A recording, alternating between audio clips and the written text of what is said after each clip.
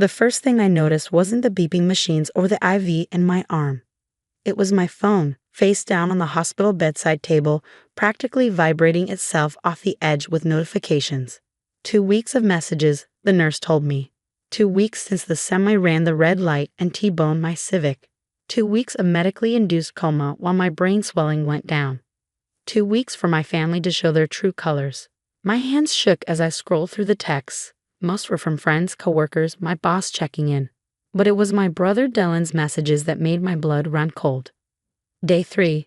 Hey sis, using your apartment to crash closer to work. Hope that's cool. Day 5. Your couch is way better than mine. Mind if I swap them? Day 8. Thanks for the apartment.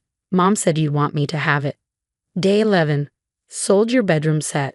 Hospital bills are expensive. Figured you'd need the cash. Day 14. My stuff's all moved in now. When you get out, Mom's setting up the basement for you. I stared at the screen until the words blurred. The basement. My mother's moldy, unfinished basement where she stored Christmas decorations and Dad's old golf clubs. That's where they planned to put me after stealing my apartment. Natally, Dr. Martinez entered with a warm smile.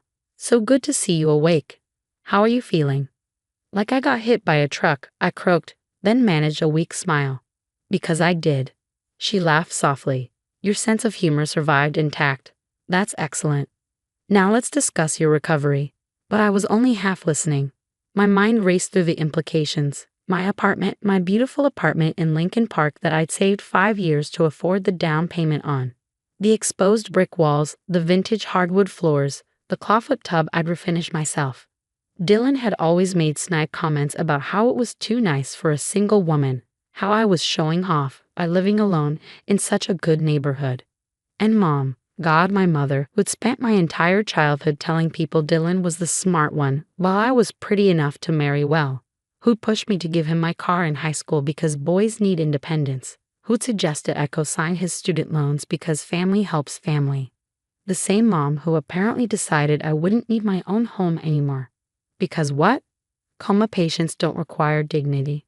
Discharge in about a week, Dr. Martinez was saying. You'll need physical therapy, but your cognitive functions seem perfectly intact. You're very lucky.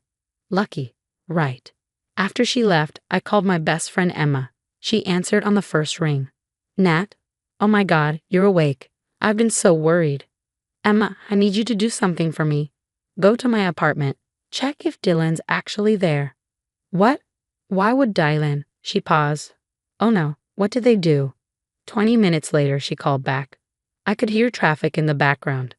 I'm outside your building. There's a moving truck. Nat, they're taking your kitchen table out right now. The one you refinished last summer.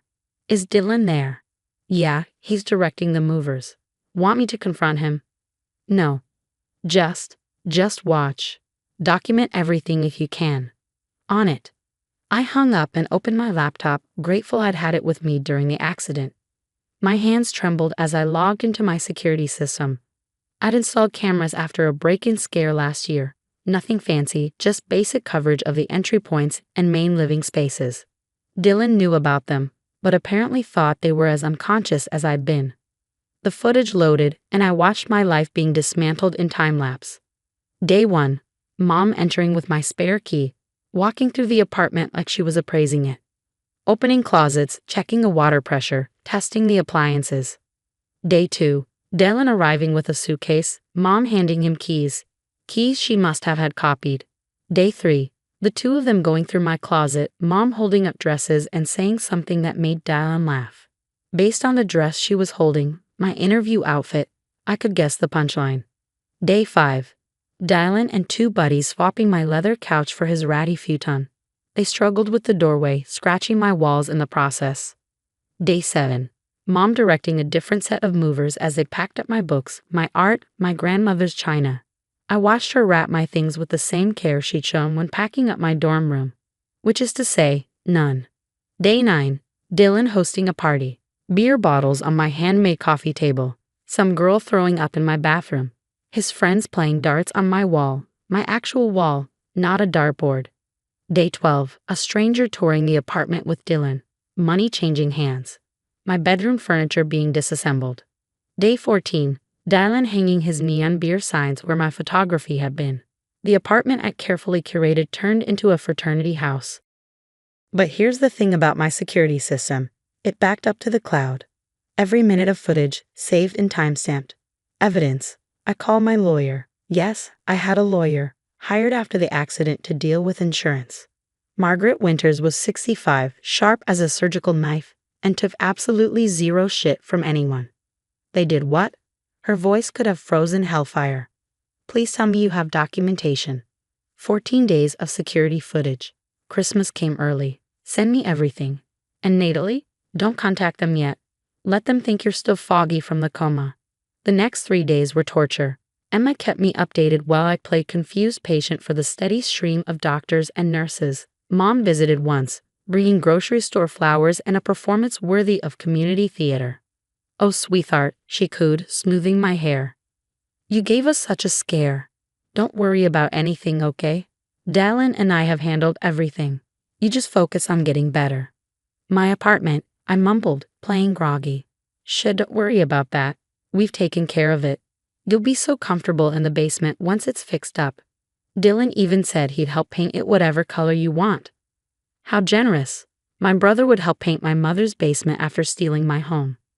The doctors say you might be confused for a while, she continued. Head injuries can affect memory. You might not remember things correctly. Ah, there it was. The gaslighting groundwork.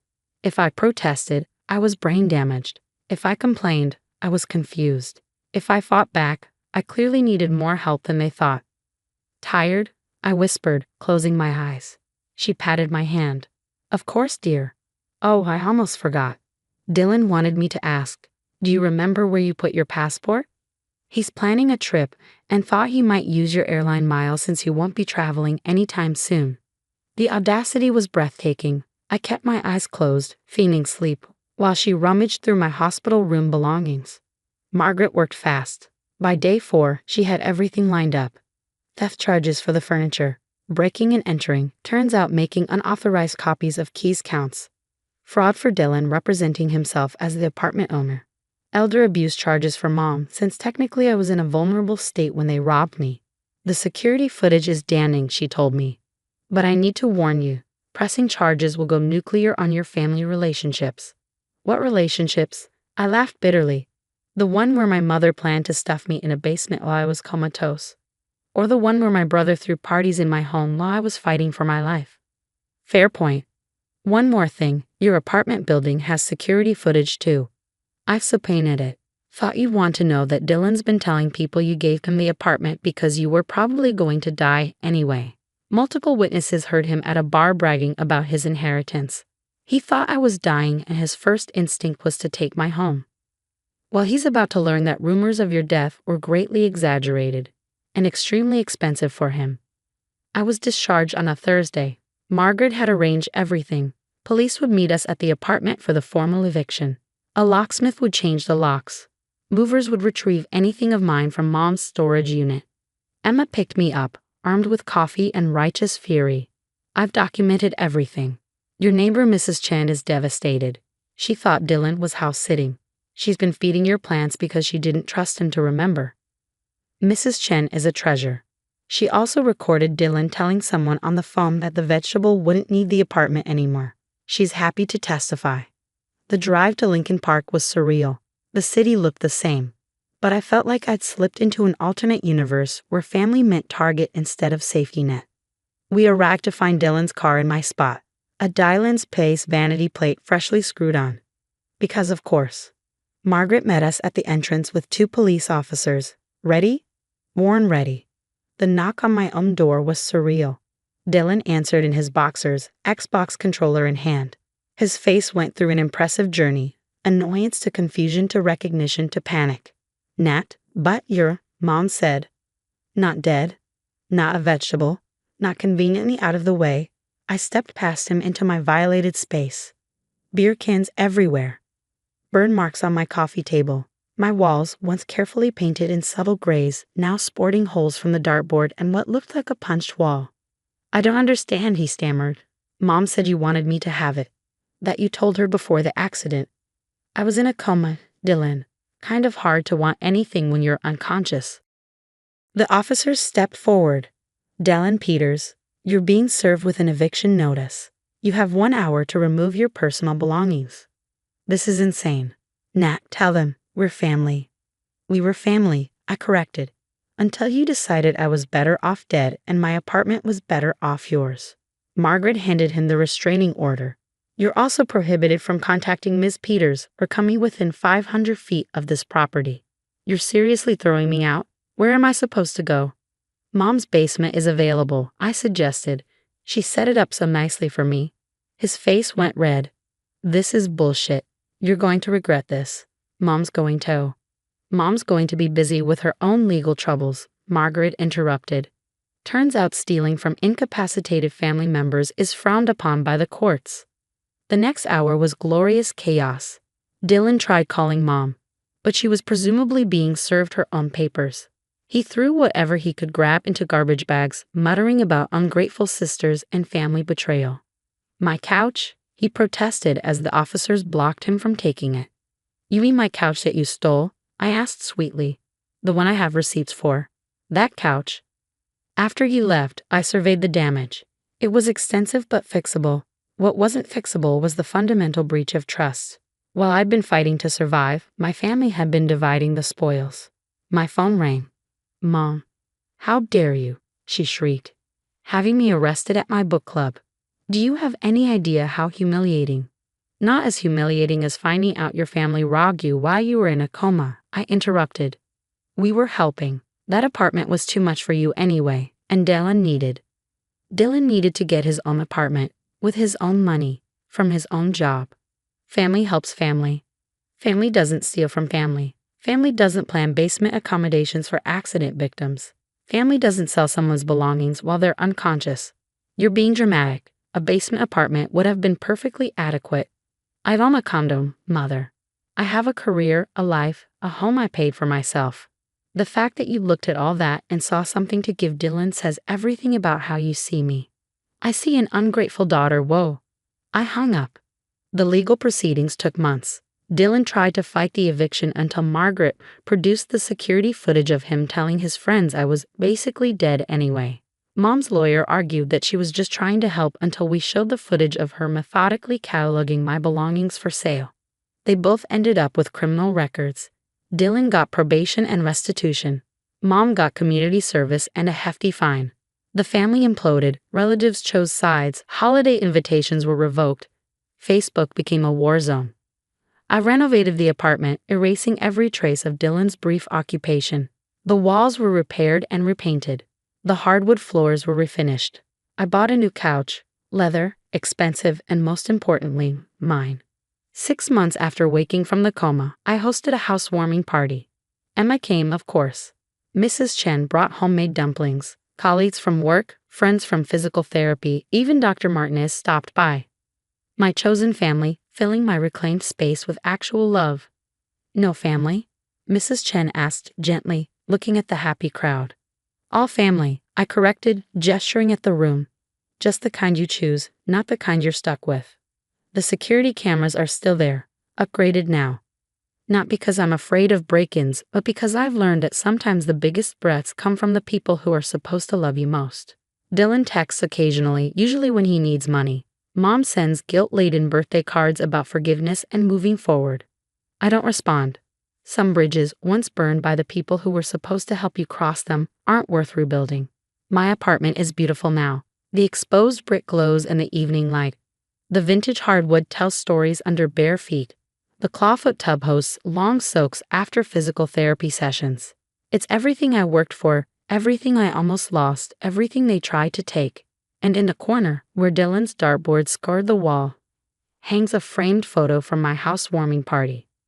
All of us laughing, champagne raised, surrounded by the people who showed up when it mattered. The family I chose. The family that waited for me to wake up instead of dividing my life like leftovers. That's the thing about security cameras. They show you who people really are when they think nobody's watching. And sometimes that's the most valuable footage of all. The crash of shattering glass jolted me from my fitful sleep. I bolted upright, heart pounding, as Martha's shrill voice pierced the air. "Alex! Come quick!" I've broken my favorite vase. I groaned, rubbing my eyes as I glanced at the clock. 3:17 a.m. This was the third time this week my mother-in-law had woken us in the middle of the night. I turned to Alex, expecting to see him stirring, but he was already out of bed, rushing to his mother's aid. "It's okay, Mom." I heard him soothe from down the hall. "We'll get you a new one tomorrow."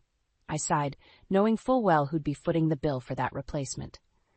As I swung my legs over the side of the bed, my daughter Emily appeared in the doorway, her face etched with worry.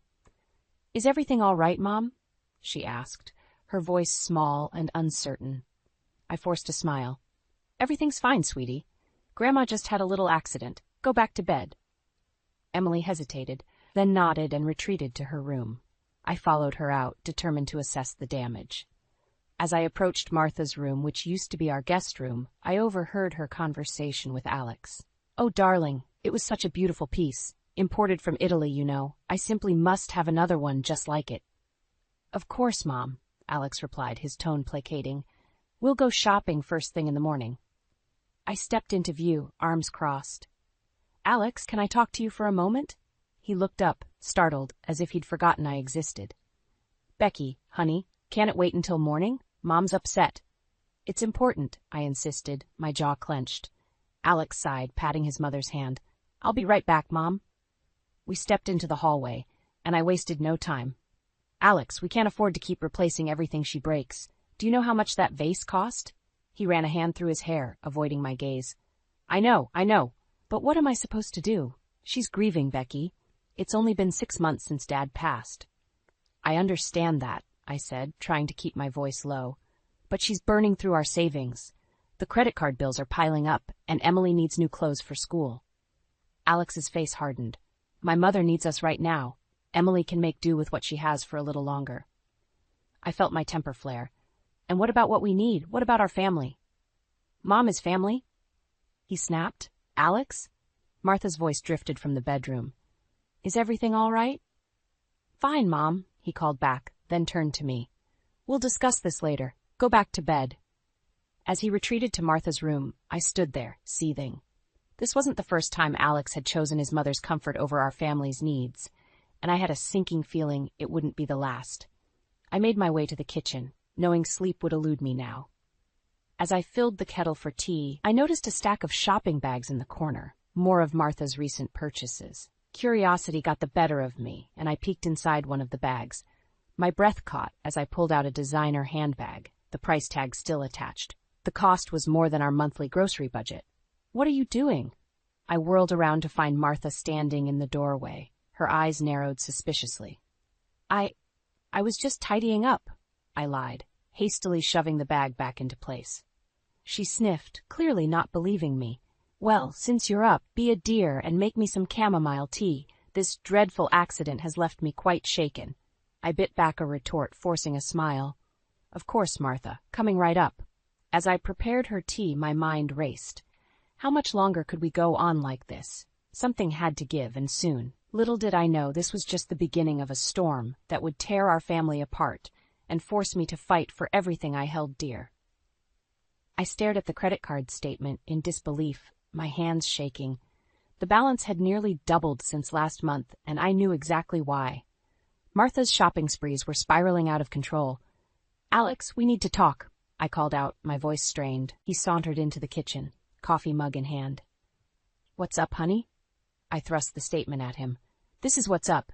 Your mother's spending is out of control. We can't keep living like this." Alex's face hardened as he glanced at the paper. "Come on, Becky. It's not that bad. Mom's just trying to feel better after losing Dad." "Not that bad," I sputtered. "Alex, we're talking thousands of dollars here. On what? Designer clothes? Antiques? Things we don't need and can't afford." He set his mug down with a clank. "What do you want me to do? Tell her she can't buy things? She's grieving, Becky." "It's been 8 months, Alex. Grief doesn't justify financial ruin."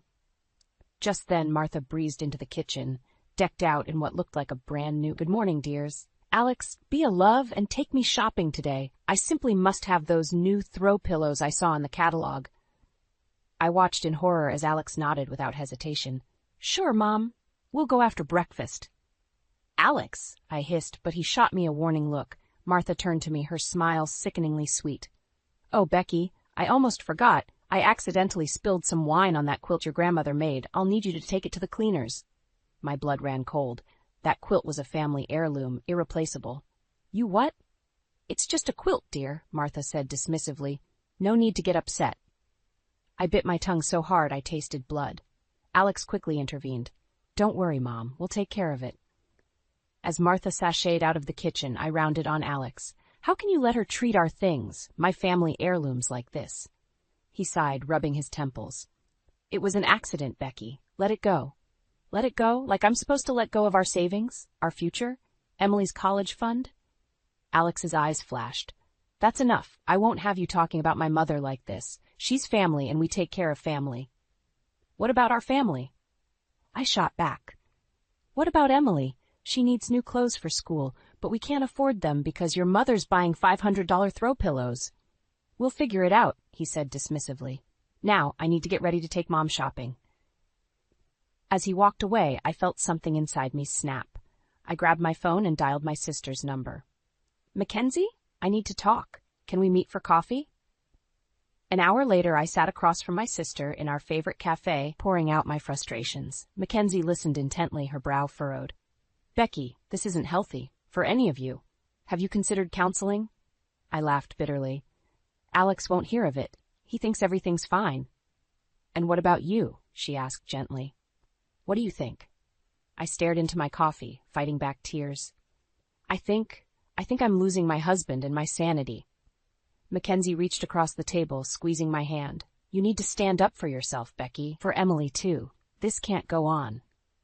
As if on cue, my phone buzzed with a text from Alex. "Mom wants to redo the guest room. Picking out furniture now. Don't wait up."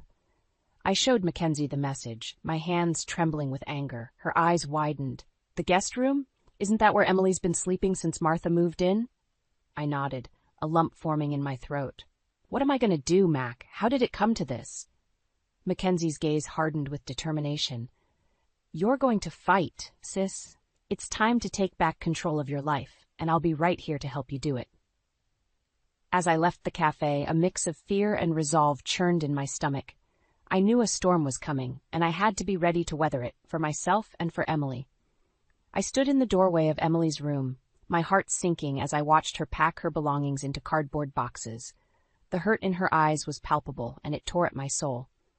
"Mom, why do I have to move?" Emily asked, her voice cracking. "This is my room." I swallowed hard, trying to keep my composure. "I know, sweetheart. I'm so sorry. Your father thinks it's best if Grandma has more space." Emily slammed a book into a box. "More space? For what? Her stupid antiques?" Before I could respond, Alex appeared behind me. "What's going on here?" I turned to face him, steeling myself. "Emily's upset about moving rooms, and frankly, so am I." Alex's jaw tightened. "We've been over this, Becky. Mom needs the extra space." "For what?" I challenged. "Her endless shopping sprees?" "That's enough," Alex snapped. "Emily, finish packing. You're moving to the basement today." Emily's eyes widened in disbelief. "The basement? But it's cold and damp down there." I couldn't hold back any longer. "Alex, this is ridiculous. You can't put our daughter in the basement." He grabbed my arm, pulling me into the hallway. "I said that's enough. This isn't up for discussion." I yanked my arm free, fury building inside me. "Like hell it isn't. This is our daughter we're talking about." "Mom's comfort is important too," Alex insisted. "More important than Emily's?" I shot back. Our raised voices drew Martha from her room. She glided towards us, a look of feigned concern on her face. "What's all this fuss about?" Alex turned to his mother, his voice softening. "It's nothing, Mom. We're just discussing Emily's room change." Martha's eyes lit up. "Oh yes, I can't wait to start decorating. I'm thinking of a Parisian theme. It'll be simply divine." I couldn't believe what I was hearing. "Martha, this is Emily's room. She's lived here her entire life." Martha waved her hand dismissively. "She's young. She'll adapt. Now, Alex dear, I need you to take me shopping for new curtains." I watched in horror as Alex nodded, completely disregarding the pain he was causing his own daughter. Something inside me snapped. "No," I said firmly. Alex and Martha turned to me, shocked. "What did you say?" Alex demanded. "I said no," I repeated, my voice growing stronger. "Emily is not moving to the basement. This is her room, and she's staying in it." Martha's face contorted with anger. How dare you speak to me like that in my own home? Your home, I laughed bitterly. This is our home. The home Alex and I built together. The home where we raised our daughter. Alex stepped between us. Becky, you're out of line. Apologize to my mother. I stared at him in disbelief. Apologize? For what? For standing up for our daughter? Emily appeared in the doorway, tears streaming down her face. Stop it! Just stop fighting! The sight of my daughter's distress fueled my resolve. I turned to Alex, my voice low and determined. This ends now. Either Martha goes or Emily and I do. A heavy silence fell over the hallway. Alex's face paled as he realized the gravity of the situation. Martha sputtered indignantly, but for once, she seemed at a loss for words. Emily moved to my side, gripping my hand tightly. I squeezed back, drawing strength from her presence. Alex looked between us and his mother, conflict etched across his face. Becky, you can't be serious. You wouldn't leave. I met his gaze steadily. Try me. As we stood there, the air thick with tension, I realized we had reached a turning point. There was no going back now. Whatever happened next would change our family forever. I took a deep breath, bracing myself for the storm that was about to break. So, Alex, I said, my voice barely above a whisper, what's it going to be? The tension in our house was suffocating. After my ultimatum, Alex had reluctantly agreed to let Emily keep her room, but the rift between us had only widened. Martha, for her part, had retreated into a sullen silence, punctuated by dramatic sighs and pointed glares in my direction. It was in this strained atmosphere that Alex announced his grand plan to fix everything. We're having a family dinner tonight, he declared over breakfast. Mom's idea. She wants to smooth things over. I eyed him skeptically. And how exactly is dinner supposed to fix this? Alex's smile was strained. Just give it a chance, Becky, please. Against my better judgment, I agreed. That evening, I found myself helping Martha in the kitchen, chopping vegetables while she stirred a pot on the stove. I hope you like bouillabaisse, Martha chirped, her tone overly sweet. It's Alex's favorite. I froze, knife hovering over a carrot. Bouillabaisse? Martha, you know Emily's allergic to shellfish. She waved a hand dismissively. Oh, I'm sure it's not that serious. Besides, she can pick around it. Before I could protest further, Alex walked in. Smells great, Mom. What are we having? Your favorite, dear. Martha beamed. Bouillabaisse. I waited for Alex to object, to remember his daughter's allergy. Instead, he grinned. Perfect. I haven't had that in ages. My blood began to boil. Alex, a word? I pulled him into the hallway, keeping my voice low. Have you forgotten about Emily's allergy? She can't eat that. Alex rolled his eyes. Come on, Becky. It's not like she'll die from it. She can have a salad or something. I stared at him, dumbfounded. Are you serious right now? This is our daughter's health we're talking about. You're overreacting, he snapped. Just let Mom have this, okay? She's trying to make peace. As Alex stormed back to the kitchen, I felt a familiar hand on my shoulder. Emily had overheard everything. It's okay, Mom, she said softly. I'll just eat the bread. My heart broke at the resignation in her voice. No, sweetie, this isn't okay. Dinner was a tense affair. Martha prattled on about her latest shopping finds while Alex nodded along enthusiastically. I pushed food around my plate, my appetite gone. Emily sat silently, nibbling on a piece of bread. Emily, dear, Martha suddenly addressed her. You've hardly touched your food. Don't you like Grandma's cooking? Emily shifted uncomfortably. I can't eat it, Grandma. Remember? I'm allergic to shellfish. Martha's eyes narrowed. Don't be ridiculous. A little seafood never hurt anyone. You're just being picky. Mom, Alex interjected, maybe you could make Emily a sandwich or something? I couldn't believe what I was hearing. Are you kidding me? Your mother makes a meal our daughter is allergic to, and your solution is to have Emily make her own dinner? Martha huffed. Well, I certainly didn't slave over a hot stove all day to cater to her imaginary allergies. That was the last straw. Emily burst into tears and ran from the table. I stood up, my chair scraping loudly against the floor. Imaginary, I seethed. The last time Emily ate shellfish, she ended up in the hospital. But I guess that was just her imagination too, right? Alex stood as well, his face red with anger. That's enough, Becky. You're ruining dinner. I'm ruining dinner? I laughed bitterly. You two are unbelievable. Your own daughter's health means nothing to you.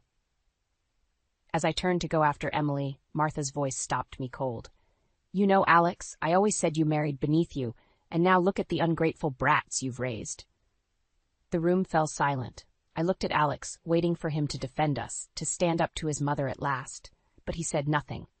In that moment, I knew. This wasn't just about tonight's dinner. This was about years of neglect, of choosing his mother over his family. And I was done. I met Alex's gaze, my voice steady. Pack your bags. Emily and I are leaving tonight.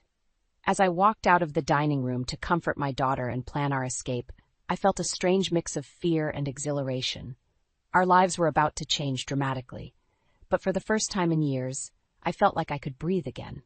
I sat on Mackenzie's couch, clutching a mug of tea that had long since gone cold. Emily was asleep in the guest room, exhausted from crying. We'd been at my sister's house for 3 days now, and I still felt like I was in a daze. Becky, Mackenzie said gently, you need to decide what you're going to do next. I nodded, my eyes burning with unshed tears. I know. I never thought it would come to this. Mackenzie reached out and squeezed my hand. Alex has called you 12 times. Have you listened to any of his messages? I shook my head. I can't. Not yet.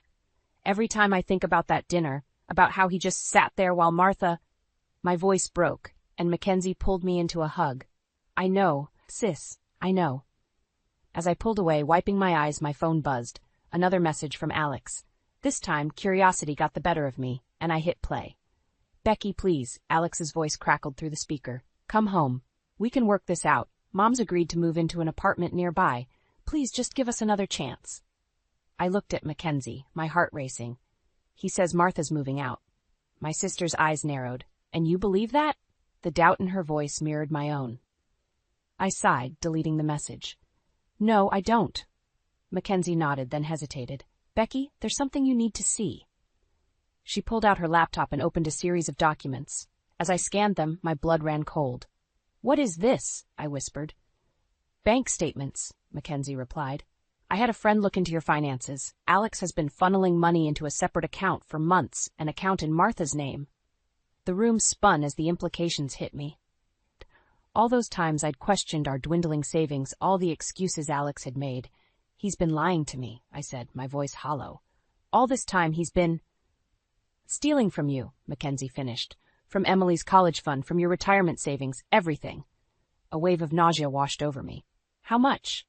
Mackenzie's face was grim. Almost everything, Becky. If you don't act soon, there might not be anything left. I stood up abruptly, pacing the room. Anger, betrayal, and fear warred within me. What am I going to do? How can I protect Emily, our future? Mackenzie stood, placing her hands on my shoulders to still my frantic movement. You fight, Becky. You take control. Starting now. She guided me back to the couch and opened another document on her laptop. I've drafted divorce papers. All you have to do is sign. I stared at the screen, my heart pounding. This was it, the point of no return. If I do this, I said slowly, there's no going back. Why? Mackenzie nodded. No, there isn't. But think about Emily. Think about yourself. You deserve better than this, Becky. Both of you do. As if on cue, Emily appeared in the doorway, her eyes red-rimmed but determined. Mom, what's going on? I looked at my daughter, seeing the strength and resilience that mirrored my own. In that moment, I knew what I had to do. Come here, sweetie, I said, patting the couch beside me. As Emily sat down, I took a deep breath. We need to talk about the future, our future. Emily's eyes widened as she looked at the laptop screen. Are we? I nodded, feeling a strange sense of calm settle over me. Yes, honey. I'm filing for divorce. We're starting over. To my surprise, Emily's face broke into a relieved smile. Good, she said firmly. We don't need them, Mom. We'll be okay on our own. Tears pricked my eyes as I hugged my daughter close. Over her shoulder, I met Mackenzie's gaze and nodded. You're right, I said, reaching for the pen. We will be okay. As I signed my name on the divorce papers, I felt a weight lift from my shoulders. The road ahead would be hard, but for the first time in years, I felt hope. Hope for a future free from manipulation and betrayal. Hope for a life where Emily and I could thrive. I closed the laptop, my decision made. Mackenzie, can you call your lawyer friend? It's time to take back our lives. The lawyer's office felt suffocating as I sat across from Alex, the divorce papers between us like a chasm. Mackenzie squeezed my hand under the table, a silent reminder of her support. Emily waited outside, insisting on being here despite my reservations. "You can't be serious about this, Becky," Alex pleaded, his eyes darting between me and the papers. "We can work it out. I'll send Mom to a retirement community, please." I steeled myself against the familiar pull of his words. "It's too late for that, Alex. You've made your choice, time and time again." Our lawyer, Sarah, cleared her throat. "Mr. Drew, we've outlined the division of assets. Given the circumstances, Mrs. Sullivan is entitled to—" "Entitled?" Alex's face contorted with anger. "She's not entitled to anything. It's my money." I felt a surge of righteous fury. "Your money? The money you've been funneling to your mother? The money from our daughter's college fund?" Alex paled, caught off guard. "How did you?" "It doesn't matter," I cut him off. "What matters is that you betrayed us, Alex, me and Emily both." Sarah intervened, her voice calm but firm. "Mr. Drew, given the evidence of financial misconduct, you're facing serious legal consequences. This settlement is more than fair." Alex's lawyer whispered urgently in his ear, but he shook his head, eyes blazing. "I won't sign. You can't make me." "Then we'll see you in court," Sarah replied coolly. As we stood to leave, the door burst open. Martha stormed in, her face a mask of fury. "You ungrateful witch! How dare you try to ruin my son's life?" Mackenzie stepped between us, but Martha was undeterred. "After everything we've done for you, Alex, don't you dare sign those papers. She doesn't deserve a penny." I watched as Alex's resolve visibly strengthened under his mother's influence. Any hope of an amicable resolution evaporated. "Fine," I said, my voice steady despite the trembling in my hands. "We'll do this the hard way." As we left the office, Emily rushed to my side.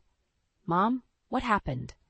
I hugged her close, my heart breaking at the worry in her eyes. "It's okay, sweetie. We're going to be okay." But as we drove home, the reality of our situation crashed over me. A lengthy court battle would drain what little resources we had left. How would I provide for Emily? How could I fight Alex and Martha's combined resources? At home, I excused myself and retreated to the bathroom, finally allowing the tears to fall. The weight of everything, the betrayal, the uncertainty, the fear, threatened to crush me. A soft knock interrupted my breakdown. "Mom?" Emily's voice called. "Can I come in?" I quickly wiped my eyes and opened the door. Emily took one look at me and wrapped her arms around my waist. "We're going to make it," she said fiercely. "We don't need them. We have each other." Her words, so full of conviction, pierced through my despair. I hugged her back, marveling at her strength. "You're right," I whispered. "We do have each other." As we stood there, I felt a shift inside me.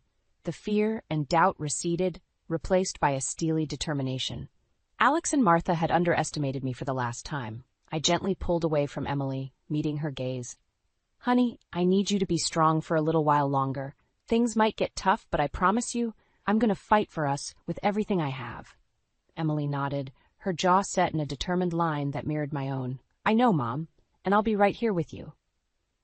In that moment, looking at my brave, resilient daughter, I knew I had to win this battle, not just for myself, but for her future, for the life we deserved. I took a deep breath, squaring my shoulders. "Okay," I said, more to myself than to Emily. "Let's show them what we're made of."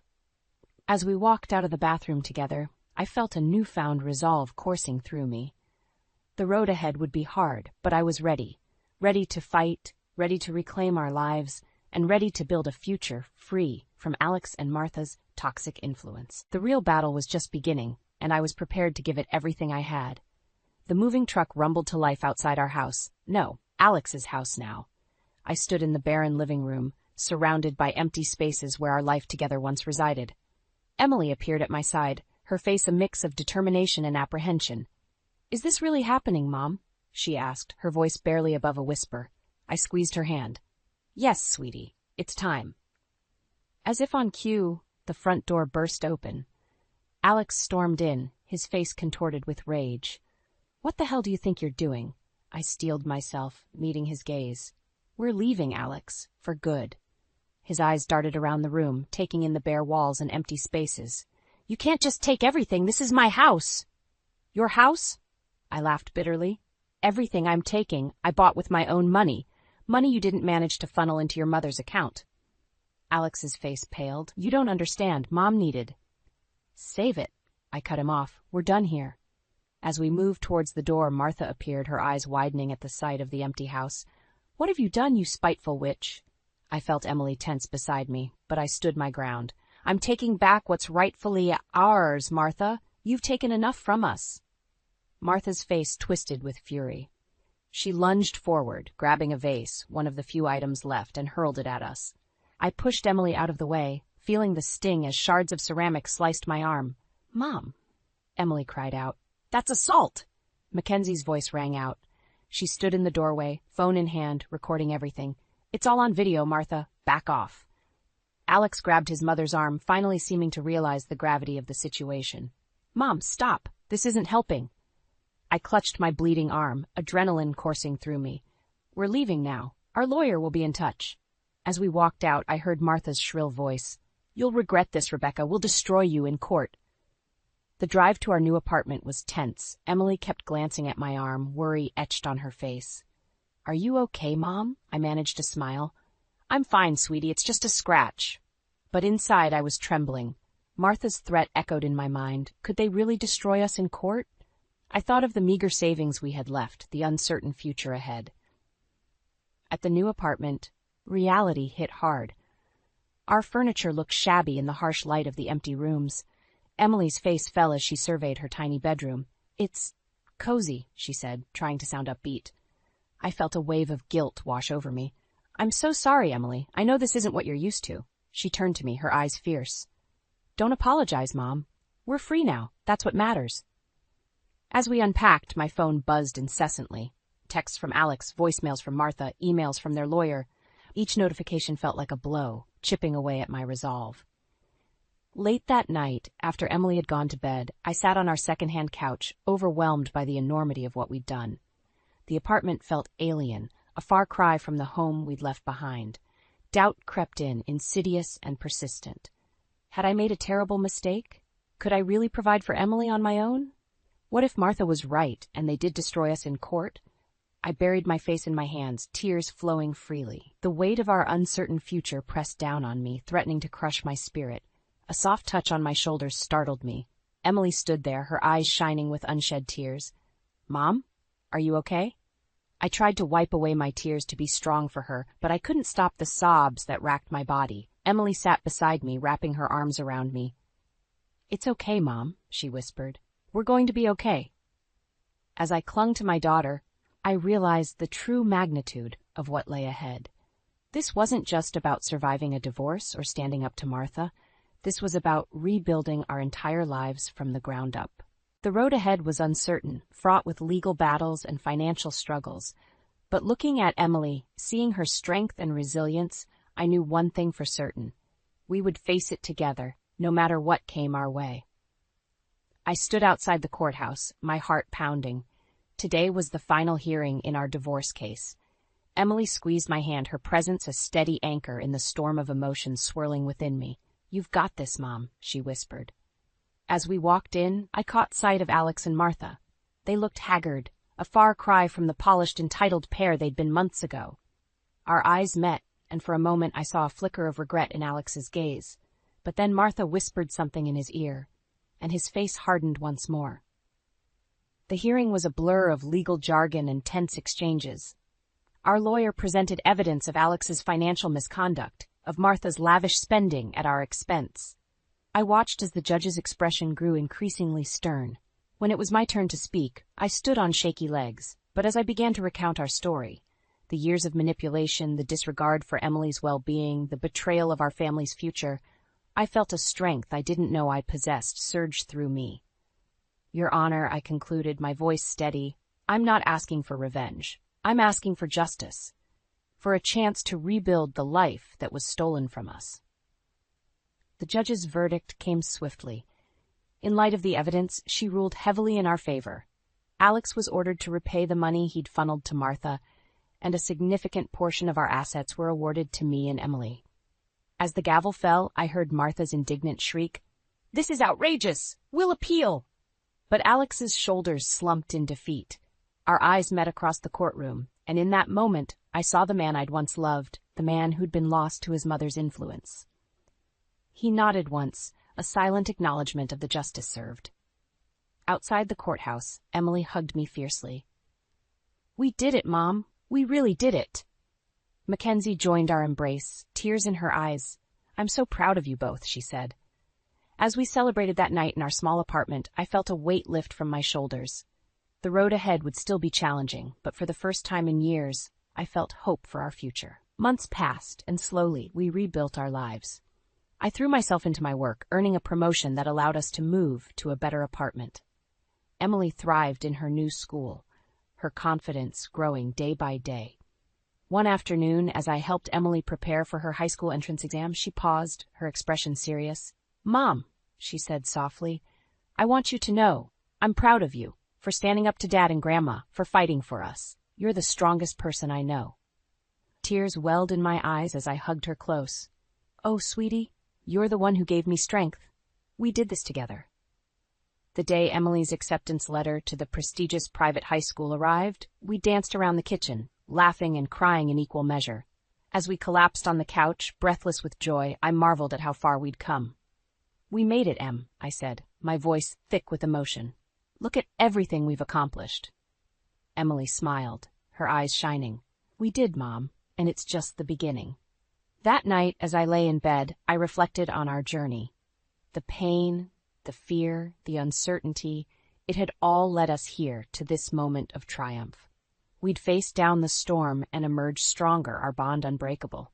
I thought of Alex and Martha, wondering if they'd found peace in the aftermath of our battle. Part of me hoped they had, that they'd learned from their mistakes. But a larger part of me realized it didn't matter anymore. We'd moved on, creating a life filled with love, respect, and mutual support. As I drifted off to sleep, I felt a profound sense of gratitude wash over me. For my daughter's resilience, for my sister's unwavering support, for the strength I discovered within myself. We'd weathered the storm, and now, finally, we were home. Our story wasn't one of revenge, but of reclamation. We'd reclaimed our dignity, our future, and most importantly, our right to happiness. And as I closed my eyes, I knew that whatever challenges lay ahead, we would face them together, stronger than ever before. The box slipped from my hands, crashing to the floor and shattering the fragile piece of our new home. I froze, waiting for the inevitable. "Sarah?" Helen's shrill voice pierced the air. "What on earth are you doing up there?" I closed my eyes, took a deep breath, and plastered on a smile before descending the stairs. "I'm so sorry, Helen. It was an accident. I'll clean it up right away." My mother-in-law stood at the bottom of the staircase, arms crossed, her lips pursed in disapproval. "Honestly, Sarah, you'd think you'd be more careful with our things. This isn't some college dorm room, you know." I bit my tongue, reminding myself that this was temporary. Adam and I just needed to save up enough for our own place. Then we'd be free. Speaking of Adam, where was he? My husband had conveniently disappeared the moment we'd arrived at his parents' house this morning. "Where's Adam?" I asked, trying to keep my voice neutral. Helen waved a dismissive hand. "Oh, his father needed help with something in the garage. You know how men are with their projects." I did know. It was amazing how many projects Adam managed to find whenever there was actual work to be done. "Well, I'd better get that mess cleaned up," I said, turning to head back upstairs. Helen's voice stopped me. "Wait just a minute, Sarah. While you're up there, you might as well start unpacking your things. I've cleared out some space in the guest room closet for you and Adam." I blinked in surprise. The guest room? But I thought we'd be staying in Adam's old room. Helen's laugh was like nails on a chalkboard. "Oh, honey, that room is much too small for 2 people. Besides, I use it as my sewing room now. The guest room will be much more comfortable for you both." I opened my mouth to argue, but thought better of it. This was Helen's house, after all. "Of course," I said instead. "Thank you for your hospitality." As I climbed the stairs, I could hear Helen muttering something about ungrateful children and in my day. I gritted my teeth and kept moving. The guest room was small and stuffy, with floral wallpaper that looked like it hadn't been updated since the 1970s.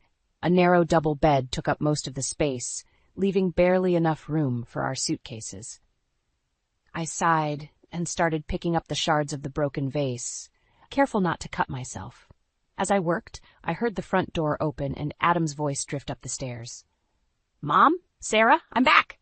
"In here, sweetie," Helen called out. Your wife had a little accident with one of my vases. Why don't you go help her clean up? I rolled my eyes. Of course, she'd throw me under the bus. Adam appeared in the doorway, looking sheepish. Hey, babe, need a hand? I looked up at him, trying to keep the frustration out of my voice. Where have you been? He shrugged. Dad needed help with the lawnmower. You know how it is. Right, I said, turning back to my task. Well, since you're here, you can start unpacking. Your mom says we're staying in the guest room. Adam's brow furrowed. The guest room? But I thought. Your old room is her sewing room now, apparently. I cut him off. Oh, he said, looking uncomfortable.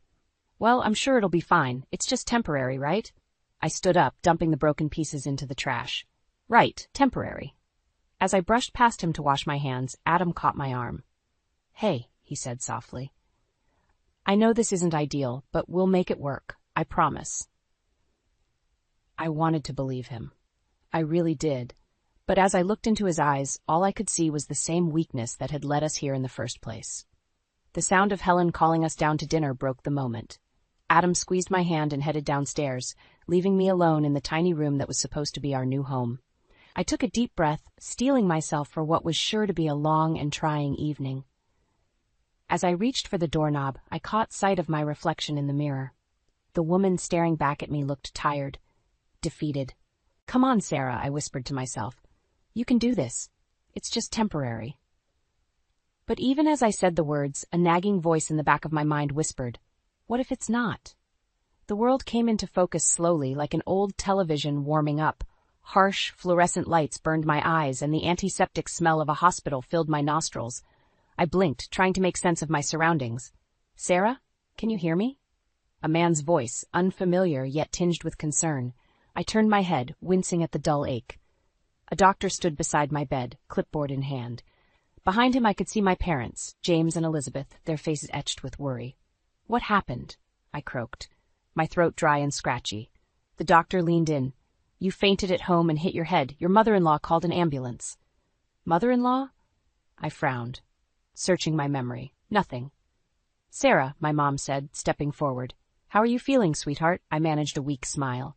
Confused. What day is it? It's Tuesday, my dad answered. You've been out for about 6 hours. Tuesday. Okay, that made sense. I remembered going to work on Monday, but after that, nothing. Where's Adam? I asked, the name coming to me suddenly. My husband. But when I tried to picture his face, my mind drew a blank. My parents exchanged a glance. He's in the waiting room with Helen, my mom said carefully. Do you want us to get them?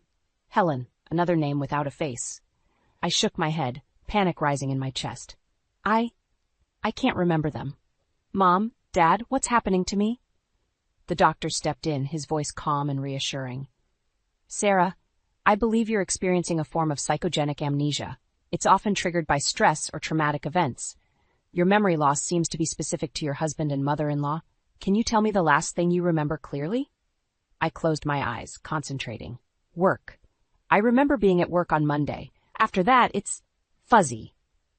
Interesting, the doctor murmured, making a note on his clipboard. Sarah, I'd like to run a few more tests if that's all right with you. I nodded, still trying to process what was happening. As the doctor left to arrange the tests, my parents moved closer to the bed. Honey, my dad said, his voice low, is there anything you want to tell us? Anything that might have caused this stress? I looked at him, confused. What do you mean? My mom took my hand, her eyes searching mine. Sarah, we've been worried about you. Ever since you moved in with Adam and Helen, you've seemed different, withdrawn. We thought maybe it was just the adjustment period, but now... Her words trailed off, but the implication hung in the air. I shook my head, frustrated by the gaps in my memory. I don't know. I can't remember. Just then, a commotion in the hallway caught our attention. A man's voice, angry and insistent, grew louder as it approached my room. I don't care what the doctor said. That's my wife in there, and I have a right to see her. The door burst open, and a man I didn't recognize stormed in, followed closely by an older woman. They both stopped short when they saw me, their expressions a mix of relief and something else I couldn't quite place. Sarah, the man said, moving towards the bed. Thank God you're awake. We've been so worried. I recoiled instinctively, pressing myself back against the pillows. Who are you? The man's face fell, hurt and confusion flashing in his eyes. "Sarah, it's me, Adam, your husband."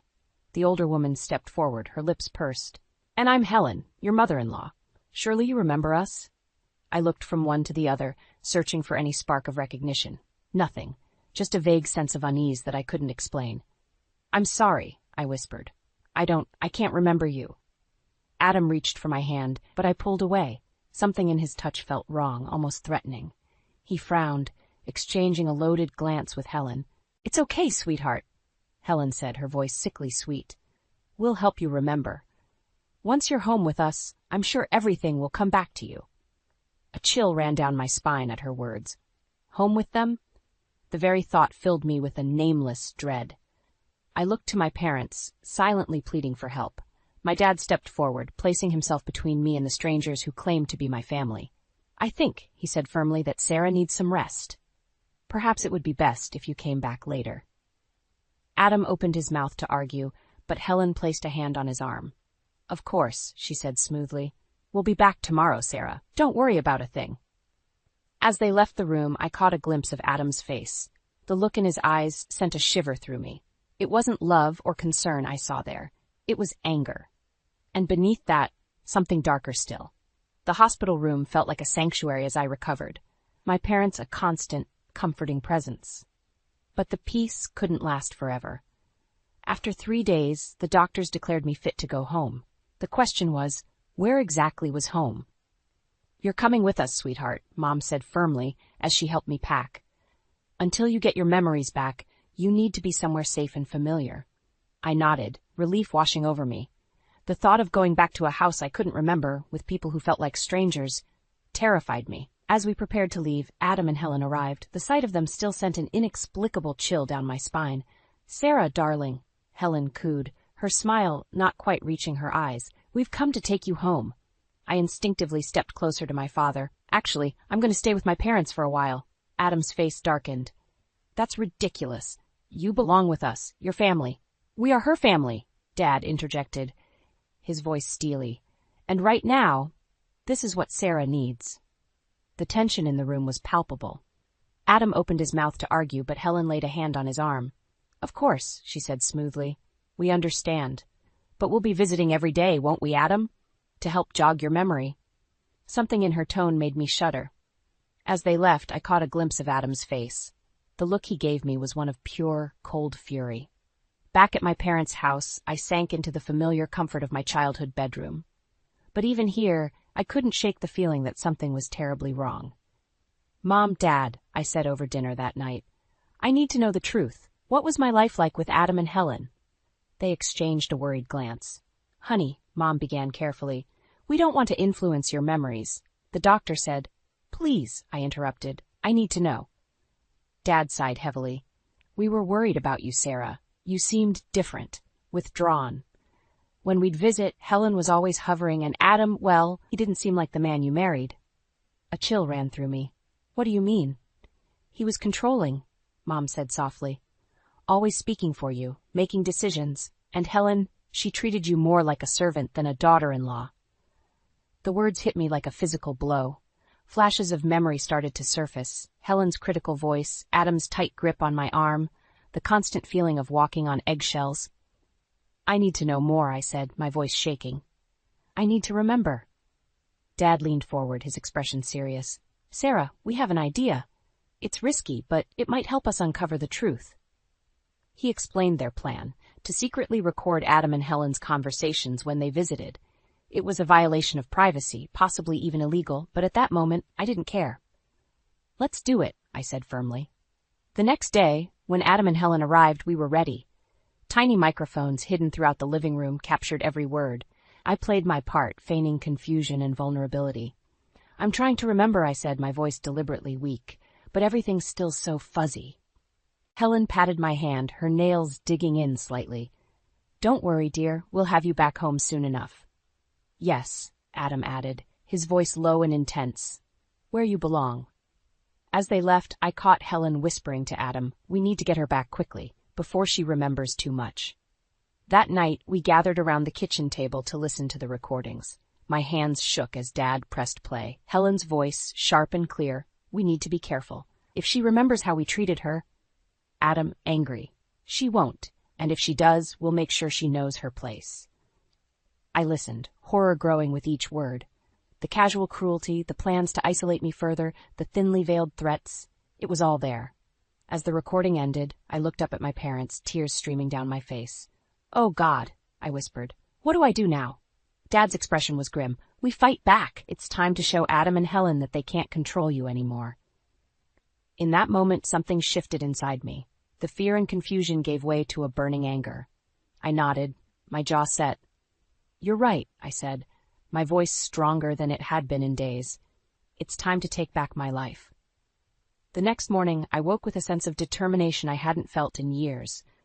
The recordings had confirmed my worst fears, but they'd also ignited a fire within me. I was done being a victim. "I want to go back," I announced over breakfast. Mom nearly choked on her coffee. "What, Sarah, you can't be serious." "I am," I said firmly. "We need more evidence," and I hesitated, then plunged on. "I need to face them, to remember everything." Dad's face was grim. "It's dangerous, sweetheart. What if they suspect something?" I squared my shoulders. "Then I'll deal with it, but I can't hide forever." After hours of debate and careful planning, we agreed. I'd return to Adam and Helen's house, wearing a hidden microphone. At the first sign of trouble, I'd use a code word, and my parents would come immediately. As we pulled up to the house, my supposed home, my heart raced. Adam and Helen were waiting on the porch, all smiles and false warmth. "Sarah, darling," Helen exclaimed, enveloping me in a suffocating hug. "We've missed you so much." Adam's embrace was stiff, his eyes cold despite his smile. "Welcome home, honey." I forced myself to smile back, fighting the urge to run. "Thank you. I'm glad to be back." The next few hours were a masterclass in gaslighting. Helen fussed over me, her saccharine concern barely masking her impatience. Adam hovered nearby, his presence a constant unspoken threat. "You must be exhausted, dear," Helen said, steering me towards the stairs. "Why don't you lie down for a bit? I'll bring you some tea." I nodded, grateful for the chance to be alone. But as I reached the top of the stairs, a wave of dizziness hit me. Memories flooded back, Helen's shrill voice berating me, Adam's iron grip on my arm as he dragged me up these very steps. I stumbled, catching myself on the railing. Adam was beside me in an instant, his hand on my back feeling more like a shove than support. "Careful, honey," he said, his voice low. "We wouldn't want you to have another accident." The threat in his tone was unmistakable. I shuddered, suddenly certain that my fainting spell hadn't been an accident at all. In the guest room, our room, I reminded myself, I sat on the edge of the bed, trying to calm my racing heart. The walls seemed to close in around me, years of suppressed memories threatening to overwhelm me. A soft knock at the door made me jump. Helen entered, carrying a steaming cup of tea. "Here you are, dear," she said, handing me the cup. "This should help you relax." I took a small sip, more out of politeness than thirst. The tea had an odd, bitter aftertaste that set alarm bells ringing in my head. "Thank you," I managed, setting the cup aside. "I think I'll try to sleep now." Helen's smile didn't reach her eyes. "Of course. Sweet dreams, Sarah." As soon as the door closed behind her, I dumped the tea into a potted plant. Whatever was in that drink, I was certain it wasn't meant to help me. I lay down, pretending to sleep, straining my ears for any sound. After what felt like hours, I heard hushed voices in the hallway. "She's out cold," Helen whispered. The sedative worked quickly. "Good," Adam replied. "Now we can discuss how to handle this situation. We can't risk her remembering anything else." My blood ran cold. They had drugged me, and from the sound of it, they were planning something far worse. I reached for my phone, my hands shaking as I typed out a message to my parents. Code red, come now. As I hit send, the bedroom door creaked open. I quickly closed my eyes, feigning sleep, my heart pounding so loudly I was sure they could hear it. "Poor, confused Sarah." Helen's voice dripped with false sympathy. "Don't worry, dear. We'll make sure you never have to worry about remembering again." In that moment, I knew I had to act. Whatever they had planned, I couldn't wait for rescue. It was time to save myself. My heart pounded as I lay there, feigning sleep, while Adam and Helen whispered just outside the door. Every instinct screamed at me to run, but I forced myself to remain still, listening intently. "We need to move quickly," Adam muttered. "Her parents are getting suspicious. If they start digging—" Helen's voice was cold and calculating. "Don't worry, I have a plan. We'll make it look like an accident." Poor, confused Sarah, still dizzy from her fall. I suppressed a gasp. They were planning to kill me. The realization hit me like a physical blow, and suddenly the full weight of my situation crashed down upon me. This wasn't just about emotional abuse or control anymore. My life was in danger. As their footsteps retreated down the hall, I cautiously opened my eyes. The room spun slightly. Whatever they'd put in that tea was strong. But I couldn't afford to be weak now. I had to get out. Slowly, carefully, I eased myself off the bed. My legs felt like jelly, but I forced myself to stand. I crept to the door, pressing my ear against it. Silence. Taking a deep breath, I turned the handle and peered out into the hallway, empty. I made my way down the stairs, clinging to the railing for support. As I reached the bottom, a cacophony of memories assaulted me. Helen's shrill voice berating me for every perceived slight. Adam's tight grip on my arm as he dragged me from room to room. The constant feeling of worthlessness and fear that had become my daily existence. Tears stung my eyes, but I blinked them away. There would be time for that later. Right now, I needed to focus on survival. I was halfway to the front door when I heard them coming. Panic surged through me as I looked around frantically for a hiding place. The coat closet, it was my only option. I dove inside, pulling the door closed just as Adam and Helen entered the foyer. "I'll check upstairs," Adam said. "You look down here." My breath caught in my throat as Helen's footsteps approached the closet. I pressed myself against the wall, praying she wouldn't open the door. "Sarah?" Helen called out, her voice sickly sweet. "Where are you, dear? We're worried about you." The doorknob turned, and I braced myself for discovery. But at that moment, a loud crash came from upstairs. "Helen!" Adam shouted. "She's not here." Helen cursed under her breath and hurried away. I allowed myself a moment of relief before reality set in. They knew I was gone. I had to move now. I burst out of the closet and ran for the door, fumbling with the lock.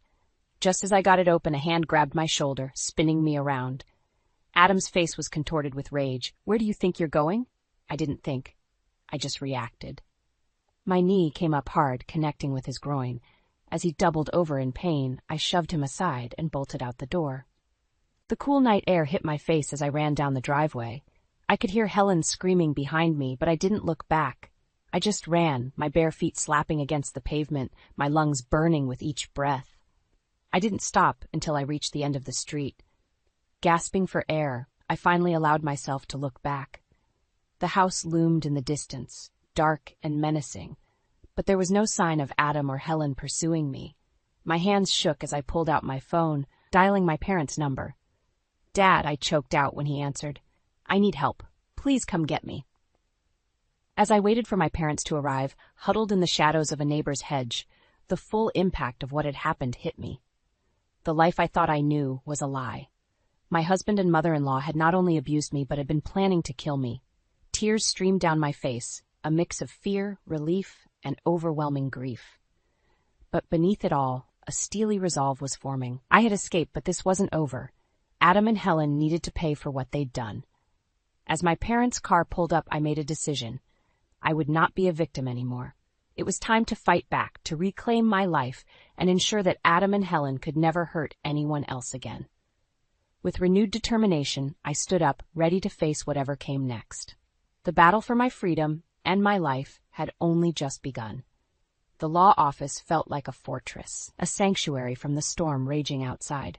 I sat across from Linda Pearson, the divorce attorney my parents had recommended, my hands clasped tightly in my lap to stop them from shaking.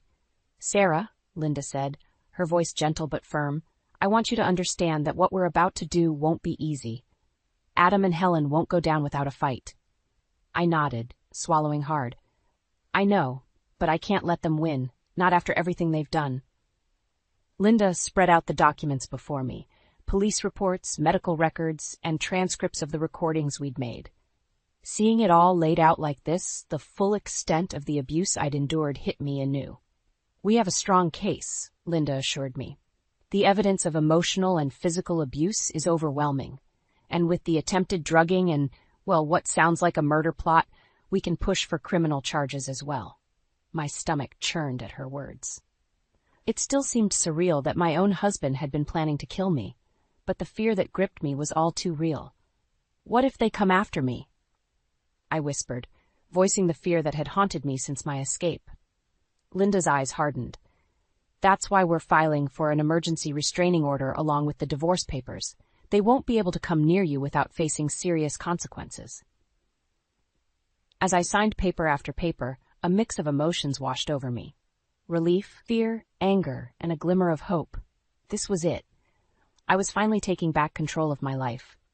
The next few weeks passed in a blur of legal meetings, therapy sessions, and sleepless nights. Adam and Helen, true to form, fought the divorce with everything they had. They denied all allegations, painting me as mentally unstable and ungrateful. But I refused to back down. With each deposition, each piece of evidence presented, I grew stronger. The recordings we'd made were damning, and several neighbors came forward with accounts of hearing arguments and seeing bruises on me. Then, just as it seemed we were making progress, disaster struck.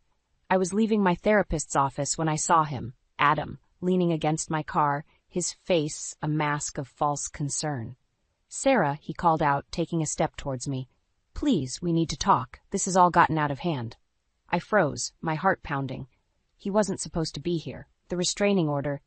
"Stay back," I warned, fumbling for my phone. "I'm calling the police." Adam's face darkened. "You ungrateful bitch," he snarled, lunging forward. I turned to run, but he caught my arm, spinning me around. The familiar fear threatened to paralyze me, but something inside me snapped. I was done being a victim. With all my strength, I shoved him away. "No," I shouted, my voice echoing in the parking lot. "You don't get to control me anymore." Adam stumbled back, shock written across his face. For a moment, we stood there, staring at each other. Then, the sound of sirens broke the silence. As the police car pulled into the lot, Adam's expression changed from shock to fury. "This isn't over," he hissed before turning and running. I collapsed against my car, shaking uncontrollably as the officers approached. In the chaos that followed, giving statements, calling Linda and my parents, one thought kept running through my mind. Adam was right. This wasn't over. That night, as I lay in bed at my parents' house, surrounded by the comfort of my childhood room, I couldn't shake the feeling of dread. Adam's words echoed in my mind, a sinister promise of things to come. My phone buzzed with a text from an unknown number. With trembling fingers, I opened it. "You can't hide forever, Sarah. One way or another, I'll make you pay for this." I stared at the screen, a cold fear gripping my heart. Adam had found a way around the restraining order, a way to reach me. And I knew, with chilling certainty, that he wouldn't stop until he had his revenge. As I called the police to report the threat, I realized that the real battle was just beginning. The divorce, the legal proceedings, they were just the opening salvo. The true test of my strength and resilience lay ahead. Tomorrow, I would face Adam and Helen in court for the first time since filing for divorce. And I knew, deep in my bones, that it would be the fight of my life. The courthouse loomed before me, its stone facade a silent witness to countless battles. Today, it would bear witness to mine. I took a deep breath, steadying myself as I climbed the steps, my parents and Linda flanking me like protective sentries. "Remember," Linda whispered as we approached the courtroom, "stay calm. No matter what they say, we have the truth on our side." I nodded, squaring my shoulders. The truth. It had become my armor, my weapon against the lies that had imprisoned me for so long. As we entered the courtroom, I saw them. Adam and Helen, sitting with their lawyer, looking every inch the concerned husband and mother-in-law. The sight of them made my stomach churn, but I refused to let them see my fear.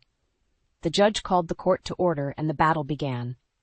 Adam's lawyer painted a picture of me as an unstable, ungrateful wife, twisting my amnesia into a sign of mental instability. Helen dabbed at her eyes with a handkerchief, the perfect image of a distraught mother. But then it was our turn. Linda presented the evidence methodically, relentlessly, the recordings, the medical reports, the testimonies from neighbors and co-workers. With each piece of evidence, I could see Adam and Helen's facades cracking. When it was time for me to testify, I felt a sudden calm wash over me. This was my moment to reclaim my voice, my truth. "Sarah," Linda began, "can you tell the court about your life with Adam and Helen?" I took a deep breath and began to speak. I told them everything. The constant criticism, the isolation, the fear that had become my constant companion. As I spoke, I could feel the weight of those years lifting from my shoulders. "And the night you left," Linda prompted. "What happened?" I recounted that terrifying night, my voice growing stronger with each word. "They drugged me," I said, looking directly at Adam and Helen. "And I heard them planning to make my death look like an accident." A gasp rippled through the courtroom. Adam's face contorted with rage, while Helen's mask of concern slipped, revealing the cold calculation beneath. As I finished my testimony, Adam suddenly leapt to his feet. "She's lying," he shouted, his face red with fury. "You ungrateful bitch, after everything we've done for you." The judge banged his gavel, calling for order, but Adam was beyond control. He lunged towards me, his eyes wild with hatred. Everything seemed to slow down. I saw the bailiff moving to intercept Adam, my father rising from his seat, Linda's hand on my arm. But in that moment I didn't flinch. I stood my ground, meeting Adam's gaze without fear. "No more," I said, my voice ringing clear through the chaos. "You don't control me anymore." Adam froze, shock replacing the rage in his eyes. In that moment I saw him for what he truly was, a small, pathetic man whose power existed only through fear and manipulation. The bailiff restrained Adam, and the judge called for a recess. As Adam was led away, still shouting threats, I felt a strange sense of calm. The storm I had feared for so long had finally broken, and I was still standing. During the recess, Linda pulled me aside, her face grave. "Sarah, Adam's outburst might have just won our case, but it's also made him more dangerous. We need to be prepared for anything." I nodded, the reality of the situation sinking in. This wasn't just about winning in court anymore. It was about survival. As we prepared to re-enter the courtroom, my phone buzzed. A text from an unknown number. "This isn't over. One way or another, you'll pay." I showed the message to Linda and my parents. Their faces paled, but I felt a steely resolve settle over me. Adam was right about one thing. This wasn't over. But I was done being the victim in this story.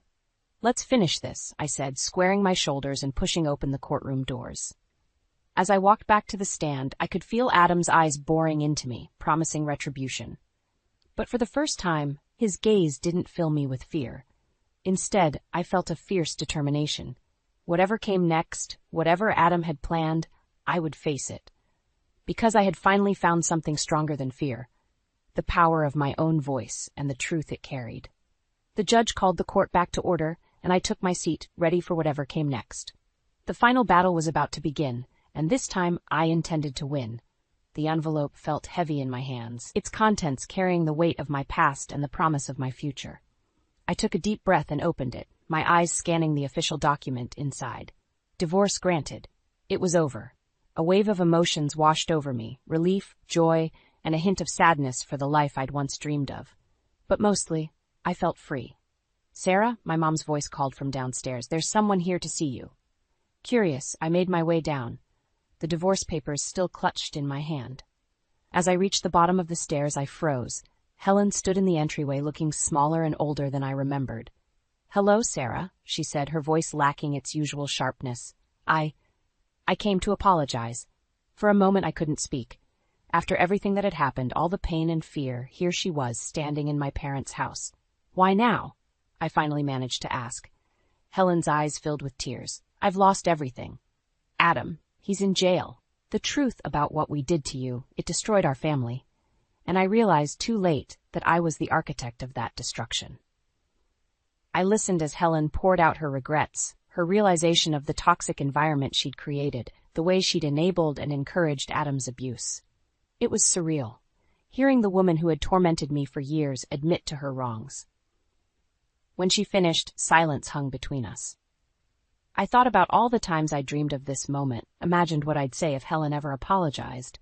But now, faced with the reality, I felt nothing. No anger, no satisfaction, just a calm certainty. "Thank you for your apology, Helen," I said, my voice steady. "I hope you find peace, but I can't be part of your journey to find it. Goodbye." As I closed the door behind her, I felt the last chains of my past fall away. I was truly free now, not just legally, but emotionally. The next few months were a whirlwind of change and growth. I reconnected with old friends, started traveling, and discovered new passions I'd never had the freedom to explore before. With each new experience, I felt myself growing stronger, more confident. But something was still missing. I found myself thinking about other women who might be trapped in situations like mine, feeling alone and helpless. That's when I decided to start the support group. Our first meeting was small, just 5 women gathered in a community center room. As I shared my story, I saw recognition and hope dawn in their eyes. For the first time, they realized they weren't alone. Week by week, our group grew. Women from all walks of life, each with their own story of survival. Together, we laughed, cried, and slowly, steadily began to heal. One evening, as I was locking up after a particularly powerful session, a young woman approached me. Her eyes were red from crying, but there was a determined set to her jaw. "I'm leaving him," she said, her voice barely above a whisper. "After hearing your story, I know I can do it. Thank you for showing me it's possible." In that moment, I felt a warmth spread through my chest. This was why I'd survived, why I'd fought so hard. Not just for myself, but for her, and for all the others who needed to know they weren't alone. As I drove home that night, I thought about the journey that had brought me here. The pain, the fear, the moments of despair, but also the strength I'd found, the support I'd received, and the new purpose I'd discovered. I pulled into my driveway, my own home, bought with my own money, filled with my own choices. As I stepped inside, I caught a glimpse of myself in the hallway mirror. The woman looking back at me was strong, confident, and free. I smiled at my reflection, feeling a deep sense of peace settle over me. My past no longer defined me. I had reclaimed my identity, my voice, my life. And now I was using that voice to help others do the same. This wasn't just a new chapter in my life. It was a whole new book, and I was the author. Whatever challenges lay ahead, I knew I had the strength to face them, because I had faced my darkest fears and emerged victorious. As I settled into my favorite chair, I opened my laptop and began to type. "My name is Sarah," I wrote, "and this is my story of survival, hope, and the power of finding your own voice." The cursor blinked, waiting for the words to flow, and flow they did, carrying with them the promise of healing, not just for me, but for all those who would read them and find the courage to write their own new beginnings. The room spun like a carnival ride gone wrong. I clutched the kitchen counter, my knuckles white as the familiar dizziness threatened to overwhelm me. Not again, not now. "Scott?" I called out, my voice barely above a whisper. Silence. Then, heavy footsteps from upstairs. My husband appeared in the doorway, his face a mask of irritation rather than concern. "What is it now, Lena?" he sighed, not moving to help me. I swallowed hard, fighting the nausea. "I think I'm going to faint. Can you just help me to the couch?" Scott rolled his eyes, but crossed the room, roughly grabbing my arm. "This is getting old, you know. Have you even been to the doctor like I told you to?" As he half dragged me to the living room, I bit back a retort. Of course I had been to the doctor, multiple times, but no one could figure out what was wrong with me. The dizziness, the fatigue, the unexplained pain, it was all a mystery. He dumped me unceremoniously onto the couch and stood there, arms crossed. "I have a meeting in an hour. Are you going to be okay? Or do I need to cancel?" I looked up at him, searching for any hint of the man I'd married 10 years ago. The Scott who would have dropped everything to take care of me. The Scott who loved me. "I'll be fine," I lied, closing my eyes against another wave of dizziness. "Go to your meeting." "Great," he said, already turning away. "There's leftover pizza in the fridge if you get hungry later." As the front door slammed behind him, I let out a shaky breath. When had things gotten so bad between us? I thought back to our early days. The romantic gestures, the laughter, the way he'd look at me like I was the only woman in the world. Now, I was lucky if he looked at me at all. My phone buzzed on the coffee table. With shaking hands, I reached for it, hoping it wasn't work calling to ask why I hadn't shown up yet. It was a text from my father-in-law, Frank. "Hey, sweetie, just checking in. How are you feeling today?" I smiled weakly. At least someone cared. "Not great," I typed back. "Another dizzy spell. Scott's gone to a meeting." Frank's response was almost immediate. "Want me to come over? I can bring soup." Tears pricked at my eyes. "That would be wonderful. Thank you." As I waited for Frank to arrive, I couldn't help but wonder what Scott's mother, Beth, would think if she could see us now. She had been so warm, so loving, the complete opposite of her son. Her death 5 years ago had hit us all hard, but sometimes I felt like I was the only one who still mourned her. A knock at the door pulled me from my thoughts. "It's open, Frank," I called out. He entered, a thermos of soup in one hand and a concerned smile on his face. "Oh, Lena," he said, taking in my pale complexion. "You look awful, sweetheart." "Thanks," I said dryly, managing a weak laugh. As Frank busied himself in the kitchen, heating up the soup, I closed my eyes again. The dizziness was subsiding, but a nagging thought remained. Why hadn't Scott told his father he was going to a meeting? And why did Frank seem surprised to find me alone? "Here we go," Frank said, returning with a steaming bowl. "Chicken noodle, Beth's recipe. It'll fix you right up." I took a small sip, savoring the familiar taste. "Frank," I said hesitantly, "did Scott tell you he had a meeting today?" Frank's brow furrowed. "No, he didn't mention anything." "Why?" I shook my head, trying to dispel the growing unease. "No reason. I'm sure he just forgot."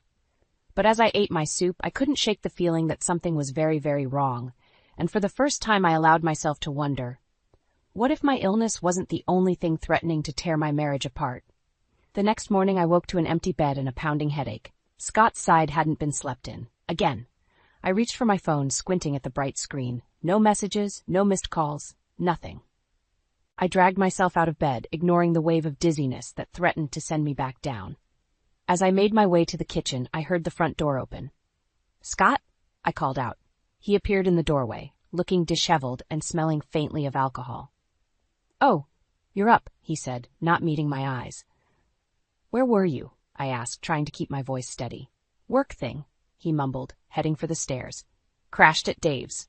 Going to shower." Before I could respond, he was gone. I stood there, my hands shaking as I gripped the kitchen counter. Work thing? On a Tuesday night? And since when did he stay at Dave's without letting me know? The lies were piling up, each one more transparent than the last. I couldn't ignore it anymore. Something was very wrong with my marriage. I pulled out my laptop, determination overriding my physical discomfort. If Scott wasn't going to be honest with me, I'd find the truth myself. Hours passed as I combed through our joint bank statements, Scott's email, he'd never been good with passwords, and his social media accounts. At first, nothing seemed out of the ordinary. Then I noticed a pattern. Every other Friday there was a charge at a high-end restaurant downtown, a restaurant Scott had never mentioned going to, and always for two. My heart raced as I dug deeper. There were Uber receipts to and from an unfamiliar address, hotel charges in cities where Scott claimed to be at conferences, and buried in his email drafts I found messages to someone named Maggie. Intimate messages, loving messages, messages that should have been for me. I was so engrossed in my discovery that I didn't hear Scott come back downstairs. His voice made me jump. "What are you doing?" I slammed the laptop shut, my cheeks burning with a mix of shame and anger. "Nothing," I lied, hating how easily it came. "Just work stuff." Scott's eyes narrowed, but he didn't push it. "I'm heading out again. Don't wait up." As he turned to leave, something inside me snapped. "Are you seeing someone else?" The words hung in the air between us, heavy and accusatory. Scott froze, his hand on the doorknob. "What?" he said, his voice dangerously low. I stood up, ignoring the trembling in my legs. "You heard me. Are you cheating on me, Scott?" He turned to face me, his expression a mixture of anger and... Was that guilt? "You're being ridiculous, Lena. Is this because of your... condition? Are you not thinking straight?" The casual dismissal of my illness stung, but I pressed on. "Don't turn this around on me. Answer the question." Scott's jaw clenched. "I don't have time for this. I have a life outside of babysitting you, you know." "Babysitting me?" I echoed, incredulous. "Is that what you think our marriage is?" He ran a hand through his hair, frustration evident in every movement. "Look, I can't do this right now. We'll talk later." And just like that, he was gone, leaving me alone with my suspicions and a growing sense of dread. I sank back up onto the couch, my mind reeling. Scott hadn't denied it. He hadn't even tried to reassure me. And his reaction, it was all the confirmation I needed. My phone buzzed, startling me out of my thoughts. It was a text from Frank. "Hey, sweetie, just checking in. Scott mentioned you weren't feeling well. Need anything?" I stared at the message, a plan forming in my mind. If Scott was going to lie to me, two could play at that game. "Actually," I typed back, my fingers shaking slightly, "I could use some company, and maybe some advice." As I hit send, I knew there was no going back. Whatever happened next, my life and my marriage would never be the same. Frank arrived within the hour, his kind face etched with concern. I hadn't realized how desperately I needed a friendly presence until I saw him standing in my doorway. "Lena, sweetheart," he said, enveloping me in a warm hug. "What's going on?" I led him to the living room, my hands shaking as I poured us both a cup of tea. "Frank, I think Scott's cheating on me." The words hung in the air, heavy and final. Frank's face went through a range of emotions: shock, disbelief, and then a slow, simmering anger. "What makes you think that?" he asked, his voice carefully controlled. I told him everything: the late nights, the mysterious charges, the emails to Maggie. With each revelation, Frank's expression darkened. "I can't believe it," he muttered, shaking his head. "Scott, my own son." "There's more," I said, my voice barely above a whisper. "I overheard him on the phone yesterday. He's planning a trip to the Pacific Islands. With you and Carol." Frank's brow furrowed. "What? We're not planning any trip." The realization hit us both at the same time. Scott was using his parents as a cover for a romantic getaway with his mistress. "Oh, Lena," Frank said, reaching out to squeeze my hand. "I'm so sorry. I had no idea." I nodded, fighting back tears. "What do I do, Frank? I feel so lost." Before he could answer, the front door opened. Scott walked in, stopping short when he saw us. "Dad," he said, surprise evident in his voice. "What are you doing here?" Frank stood up, his normally gentle demeanor replaced by something harder. "I think we need to have a talk, son." Scott's eyes darted between us, realization dawning. "Lena," he said, his voice low and dangerous. "What have you been saying?" I stood up, my legs shaky, but my resolve firm. "Only the truth, Scott, something you seem to have forgotten how to tell." "You don't know what you're talking about," Scott snapped. "Dad, whatever she's told you." "Is it true?" Frank interrupted. "Are you having an affair?" The silence that followed was deafening. Scott's face went through a range of emotions: anger, guilt, defiance.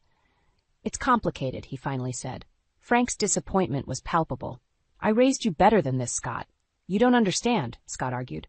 "Lena's always sick, always needing something. I can't live like this anymore."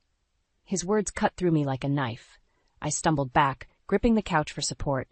"If that's how you feel," I said, my voice surprisingly steady, "then maybe we shouldn't be married anymore." Scott's eyes widened. "What?" "You heard me," I continued, a strange calm settling over me. "I want a divorce." The room fell silent. Frank looked between us, his face a mixture of sadness and resolve. "I think that might be for the best," he said quietly. "Scott, I think you should leave. Now." For a moment I thought Scott might argue. But then his shoulders slumped in defeat. Without another word, he turned and walked out the door. As soon as it closed behind him, my legs gave out. I sank onto the couch, my whole body shaking. "Oh, sweetheart," Frank said, sitting next to me and pulling me into a hug. "It's going to be okay. We'll get through this." I nodded against his shoulder, too overwhelmed to speak. As the reality of what had just happened washed over me, a strange mix of grief and relief flooded through me. My marriage was over. The life I had built with Scott was crumbling around me. But for the first time in years, I felt like I could breathe. As Frank held me, murmuring words of comfort, I made a silent vow to myself. No matter what happened next, I would survive this. I would rebuild my life, stronger and happier than before. And Scott? Well, he would soon learn that actions have consequences. And I had a feeling his were just beginning. The days following my confrontation with Scott blurred together in a haze of grief and determination. I'd moved into the spare bedroom, our interactions limited to tense, monosyllabic exchanges. But I wasn't done. Not by a long shot. With shaking hands, I logged into Scott's email account again. I knew it was wrong, but I needed answers. I needed proof. And there it was, staring me in the face. An email confirmation for 2 round-trip tickets to Bora Bora. Not in Scott's name, but in the name of his parents. My heart pounded as I read the dates. They matched perfectly with the business trip Scott had mentioned last week. I dug deeper, my stomach churning with each new discovery. There were dozens of emails between Scott and someone named Maggie. Sweet nothings, plans for their future, complaints about me. It was all there, laid bare in black and white. But it was the photos that broke me. Scott and a beautiful blonde woman wrapped in each other's arms on various beaches, in hotel rooms, at romantic restaurants. The timestamps showed a relationship spanning months, maybe even years. I barely made it to the bathroom before I was violently ill. Hours later, I sat on the cold tile floor, my back against the bathtub, when I heard the front door open. "Lena?" Scott called out. "Are you home?" I didn't answer. I couldn't find my voice. His footsteps approached the bathroom. "Lena, are you okay?" The concern in his voice made me want to scream. How dare he pretend to care now? I looked up as he appeared in the doorway, his eyes widening at the sight of me. "Jesus, Lena, what happened?" "Maggie happened," I said, my voice hoarse. Bora Bora happened. Your entire double life happened, Scott." The color drained from his face. "What are you talking about?" I laughed, a hollow, bitter sound. Just don't. I've seen everything. The emails, the photos, the trip you booked under your parents' names. It's over, Scott. No more lies." He slumped against the doorframe, defeat written across his features. "Lena, Save it," I interrupted, forcing myself to stand. "I don't want to hear your excuses. I want you out. Now." Scott's expression hardened. "You can't just kick me out. This is my house, too." "Is it?" I countered, a surge of anger giving me strength. "Because from what I've seen, you've been living a whole other life with Maggie. So go live it, but not here." He stepped towards me, his voice low and dangerous. "You're making a big mistake, Lena. You're sick. You need me." I stood my ground, even as my legs threatened to give out. "No, Scott. The biggest mistake I ever made was marrying you, and I'm not as helpless as you think." We stood there, locked in a silent battle of wills. Finally, Scott turned away. "Fine," he spat. "I'll go. But this isn't over." I watched as he stormed out, listening to the sounds of drawers being yanked open and clothes being thrown into bags. When the front door slammed shut, I let out a breath I didn't know I'd been holding. Trembling, I made my way to the living room and picked up my phone. I had decisions to make, and I couldn't do it alone. "Frank?" I said when he answered. "I need your help. It's worse than we thought." As I filled Frank in on everything I'd discovered, a strange calm settled over me. The worst had happened. My marriage was over, my trust shattered. But for the first time in years, I felt a glimmer of something I'd almost forgotten: hope. Whatever came next, I would face it head on. Scott and Maggie could have their fantasy life in Bora Bora. I was about to start a new chapter of my own, one where I called the shots. And God help anyone who tried to stand in my way. The shrill ring of my phone jolted me awake. I fumbled for it in the darkness, my heart racing. Late-night calls were never good news. "Hello?" I answered, my voice thick with sleep. "Lena?" It was Frank, and he sounded devastated. "It's Beth. She's gone." The world seemed to tilt on its axis. Beth, my mother-in-law, the woman who had been more of a mother to me than my own, was dead. I struggled to breathe, to comprehend. "What happened?" I managed to choke out. "Heart attack," Frank said, his voice breaking. "It was so sudden. We were just having dinner and—" I closed my eyes, fighting back tears. "I'll be right there, Frank. Just hold on." As I hung up, I realized with a start that Scott wasn't home. Of course he wasn't. He was probably with Maggie, blissfully unaware that his mother had just died. I dressed quickly, my hands shaking as I dialed Scott's number. Straight to voicemail. I left a message, my voice trembling. "Scott, it's your mother. She's gone. Call me back immediately." The drive to Frank and Beth's house was a blur. When I arrived, the sight of the ambulance in the driveway made it all too real. Frank was sitting on the porch steps, looking lost and broken. I rushed to him, wrapping my arms around his shaking form.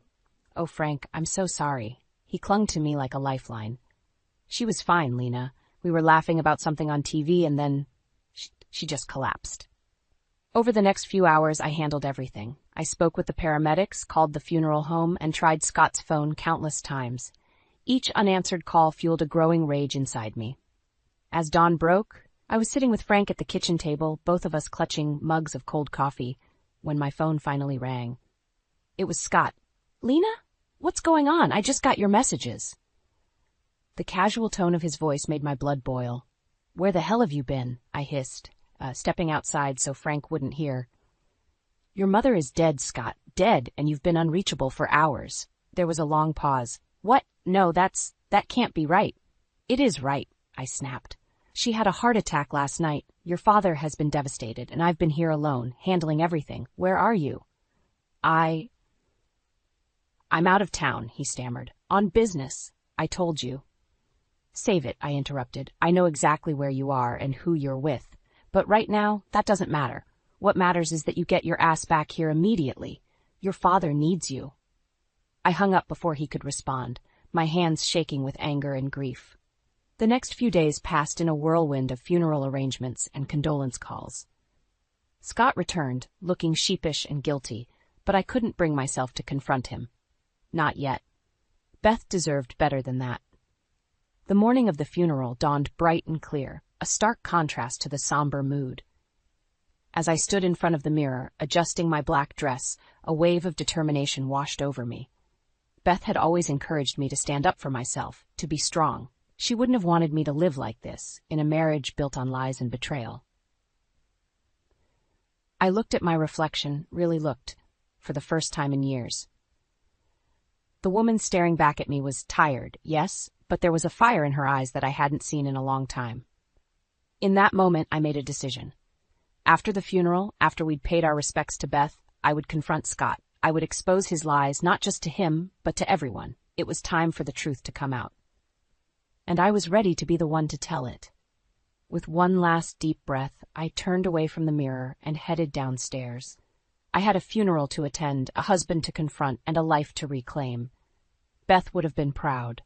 The church was packed, a sea of black-clad mourners paying their respects to Beth. I stood at the front next to Frank, my hand on his trembling shoulder. Scott was conspicuously absent. Just as the minister began to speak, the church doors burst open. Scott stumbled in, his suit rumpled, his eyes bloodshot. The congregation turned to stare as he made his way down the aisle. "Sorry I'm late," he mumbled, sliding into the pew next to me. The smell of alcohol on his breath made me recoil.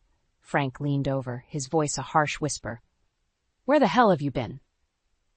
Scott ignored him, his gaze fixed straight ahead. I clenched my fists, willing myself to stay calm.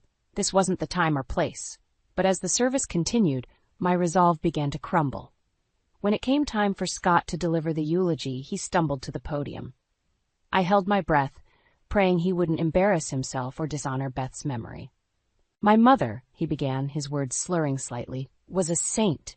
She put up with so much from all of us, especially me." I saw Frank stiffen beside me. Scott continued, his voice growing louder. "She always told me to be honest, to face my mistakes, so that's what I'm going to do now." My heart raced. Surely he wouldn't. "I've been lying to everyone," Scott announced, his eyes wild. "To my wife, to my father, to all of you, I've been having an affair?" A collective gasp rippled through the church. Frank grabbed my hand, squeezing it tightly. "Her name is Maggie," Scott continued, oblivious to the shock around him. "And I love her. I'm sorry, Lena. I'm sorry, Dad. I'm sorry, Mom." He stumbled back from the podium, nearly falling. In that moment, something inside me snapped. I stood up, my voice ringing out clear and strong. "No, Scott, you don't get to do this. Not here. Not now." All eyes turned to me as I made my way to the front of the church. My legs were shaking, but my resolve was iron. "Beth was a wonderful woman," I began, looking out at the stunned faces. "She taught me about strength, about dignity, about standing up for myself. And that's what I'm doing now." I turned to face Scott, who was staring at me with a mixture of shock and fear. "I've known about your affair for weeks," I said, my voice steady despite the adrenaline coursing through me.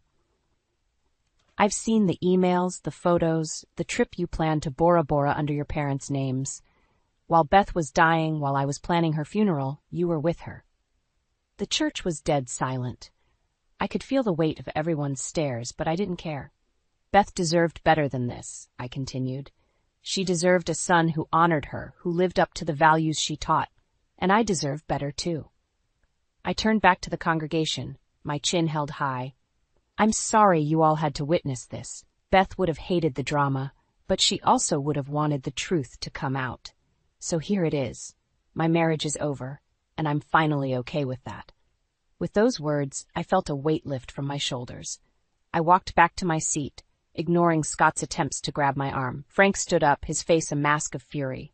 "Get out," he said to Scott, his voice low and dangerous. "Now." As Scott stumbled out of the church, leaving a wake of whispers behind him, I sat there, my heart pounding. I'd done it. I'd finally stood up for myself, for Beth, for the truth. The rest of the service passed in a blur. As we filed out of the church afterwards, I felt a hand on my shoulder. It was Frank. "Beth would have been proud of you," he said, his eyes glistening with tears. "I know I am." I nodded, unable to speak past the lump in my throat.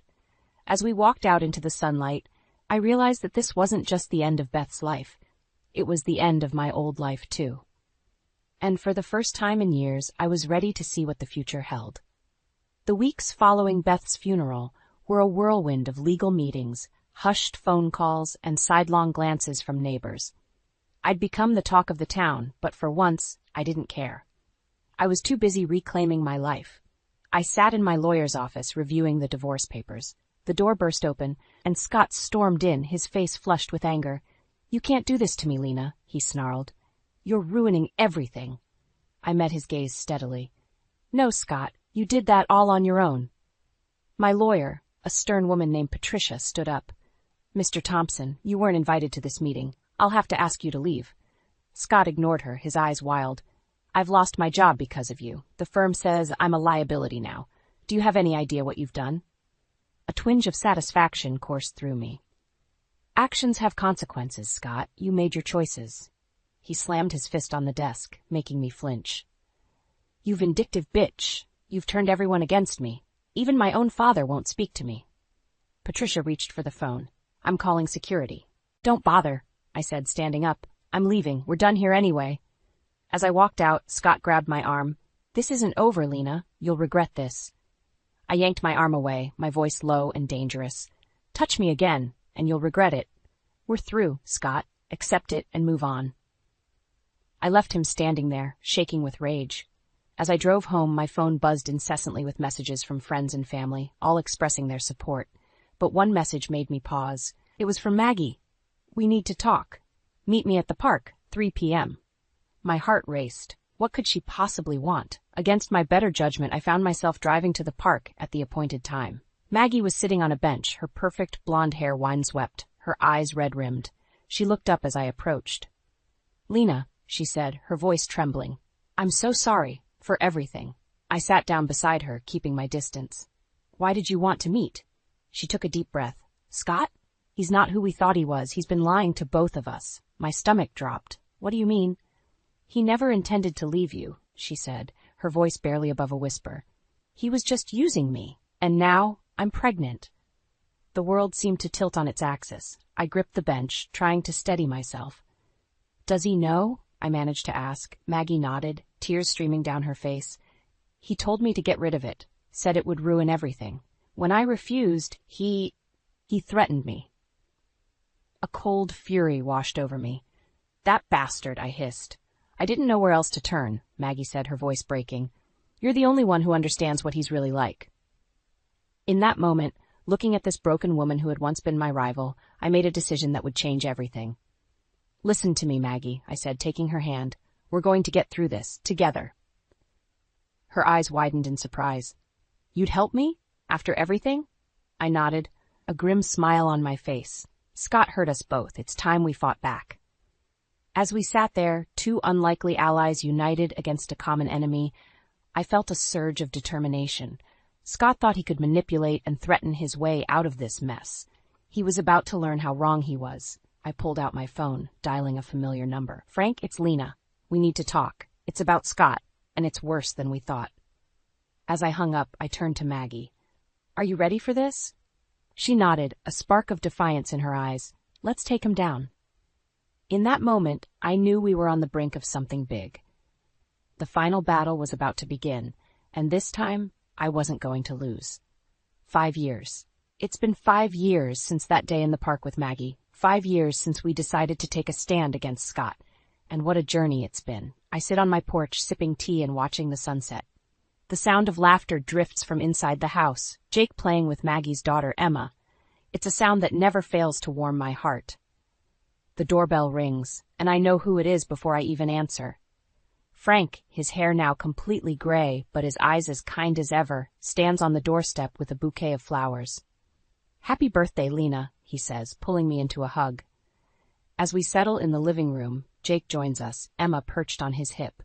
The sight of them together still amazes me sometimes. After everything that happened with Scott, I never thought I'd trust again, let alone find love. But Jake... he's different. He understands my health struggles, supports me through the bad days, and celebrates the good ones. So, Frank says, a mischievous glint in his eye, have you heard the latest about Scott? I shake my head. After the dust settled from our legal battle, where Maggie and I exposed not just his infidelity, but his financial fraud and threats, I'd made a point of not keeping tabs on my ex-husband. Apparently, he's working as a night janitor at his old firm, Frank chuckles. Quite a fall from grace for the former hotshot lawyer. Part of me wants to feel satisfied to revel in Scott's downfall, but mostly I just feel nothing. The anger, the hurt, the desire for revenge, it's all faded away, replaced by a peace I never thought I'd find. You know, I say, bouncing Emma on my knee, I almost feel sorry for him. Jake raises an eyebrow. Really? After everything he put you through? I nod slowly. Don't get me wrong, he deserves the consequences of his actions, but living with that much bitterness and regret, it must be exhausting. Frank reaches out and squeezes my hand. Beth would be so proud of you, Lena. You've grown so much. His words bring tears to my eyes. Beth had always believed in me, even when I didn't believe in myself. I like to think she's watching over us, smiling at the family we've created. As the evening wears on, filled with laughter and love, I find myself reflecting on the journey that brought me here. The pain, the betrayal, the fight to reclaim my life, it all led to this moment. Later, as Jake and I get ready for bed, he wraps his arms around me from behind, meeting my eyes in the mirror. You okay? He asks softly. You seemed lost in thought earlier. I turn in his arms, resting my head on his chest. I was just thinking about how far I've come, how different my life is now. He kisses the top of my head. You're the strongest person I know, Lena. You took a horrible situation and turned it into something beautiful. As we climb into bed, I feel a sense of contentment wash over me. My health may still have its ups and downs, but I'm no longer defined by my illness or by what Scott did to me. I'm defined by my resilience, by the love I give and receive, by the family I've chosen. I think about Maggie and Emma, living in their own apartment nearby, building a life free from Scott's shadow. I think about Frank, who became more of a father to me than ever before. And I think about Jake, who loves me unconditionally, who sees my strength even on my weakest days. As I drift off to sleep, I realize something profound. The revenge I once craved, the justice I fought so hard for, it wasn't about making Scott suffer. It was about reclaiming my own power, about proving to myself that I could overcome anything. And I did. I survived. I thrived. And now, surrounded by love and peace, I can finally say I won, not because Scott lost, but because I found myself. And that, more than anything, is the sweetest victory of all. For heaven's sake, Mike, can't you just make a decision? I snapped, my patience wearing thin as I juggled a phone call with my biggest client and my husband's indecisiveness over dinner plans. Mike's shoulders slumped. I'm sorry, Laura. I just want to make sure everyone's happy. I ended the call and turned to face him, exasperation etched on my face. It's just dinner, not world peace. Pick something. Before Mike could respond, our son Josh trudged into the kitchen, his backpack slung over one shoulder. Hey, Mom, Dad, what's for dinner? Your father hasn't decided yet, I said, shooting Mike a pointed look. Josh shrugged. Whatever's fine. I've got a ton of homework anyway. I felt a pang of guilt. At 16, Josh shouldered more responsibility than most kids his age. How about I whip up some spaghetti? Quick and easy. Sounds great, Mom, Josh said, already heading upstairs. Mike nodded, relief washing over his face. That works for me, too. As I started gathering ingredients, the phone rang again. I glanced at the caller ID and groaned. It's your mother. Mike's eyes widened. Oh, I forgot to tell you. She wants to talk to us about something important. I raised an eyebrow. Important enough to interrupt dinner prep? Maybe we should put her on speaker, Mike suggested timidly. Sighing, I answered the call and hit the speaker button. Hello, Miriam. Laura, dear. Miriam's saccharine voice filled the kitchen. I hope I'm not interrupting anything. Not at all, I lied, catching Mike's grateful smile. What can we do for you? Well, Miriam began, her tone shifting to one of practiced vulnerability, I've been thinking a lot about my living situation. This big house is just too much for me to manage on my own. I froze, a sinking feeling in my stomach. I knew where this was going. Mom, Mike chimed in, are you saying you want to move? Oh, Mikey, Miriam cooed. I knew you'd understand. I was hoping. Well, I was wondering if I could come stay with you and Laura for a while. The wooden spoon I'd been holding clattered to the floor. Mike looked at me, his eyes pleading. Miriam, I said, trying to keep my voice steady, that's quite a big decision. We'd need to discuss it as a family. Of course, dear, Miriam replied, her voice dripping with false sweetness. I wouldn't want to impose. It's just that I'm not getting any younger, and I miss seeing my Mikey and Josh every day. I bit my tongue, resisting the urge to point out that she'd never shown much interest in Josh before. Mike, emboldened by his mother's words, spoke up. Mom, why don't you come over for dinner tomorrow? We can talk about it then. What a lovely idea, Miriam exclaimed. I'll bring dessert. Laura, dear, I hope you don't mind. Not at all, I managed, shooting Mike a look that clearly said we'd be discussing this later. After ending the call, I turned to Mike. You can't be serious about this. Laura, she's my mother, Mike pleaded. She needs us. I took a deep breath, trying to calm the storm brewing inside me. Mike, your mother has never approved of me. How do you think having her here will affect our family? It'll be fine, Mike insisted, his voice lacking conviction. Maybe it'll give her a chance to see how great you are. I laughed bitterly. After 20 years of marriage, she suddenly decides to give me a chance. Please, Laura, Mike begged. Just think about it. As I turned back to the stove, my mind raced. How had my well-ordered life suddenly spiraled into chaos? I'd always prided myself on being able to handle anything, but the thought of Miriam living under our roof sent shivers down my spine. Little did I know, this was just the beginning of a series of events that would test the very foundations of our family. As I stirred the spaghetti sauce, I couldn't shake the feeling that agreeing to this dinner tomorrow night might be the biggest mistake of my life.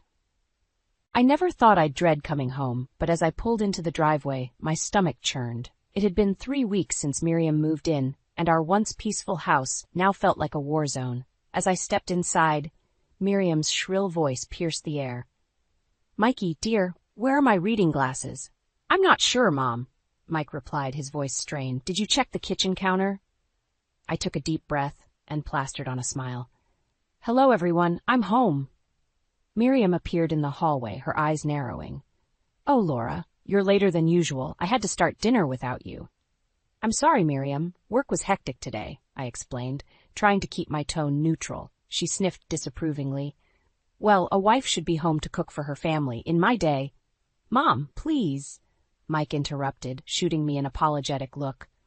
Laura works hard for us. I gave him a grateful nod, but Miriam wasn't finished.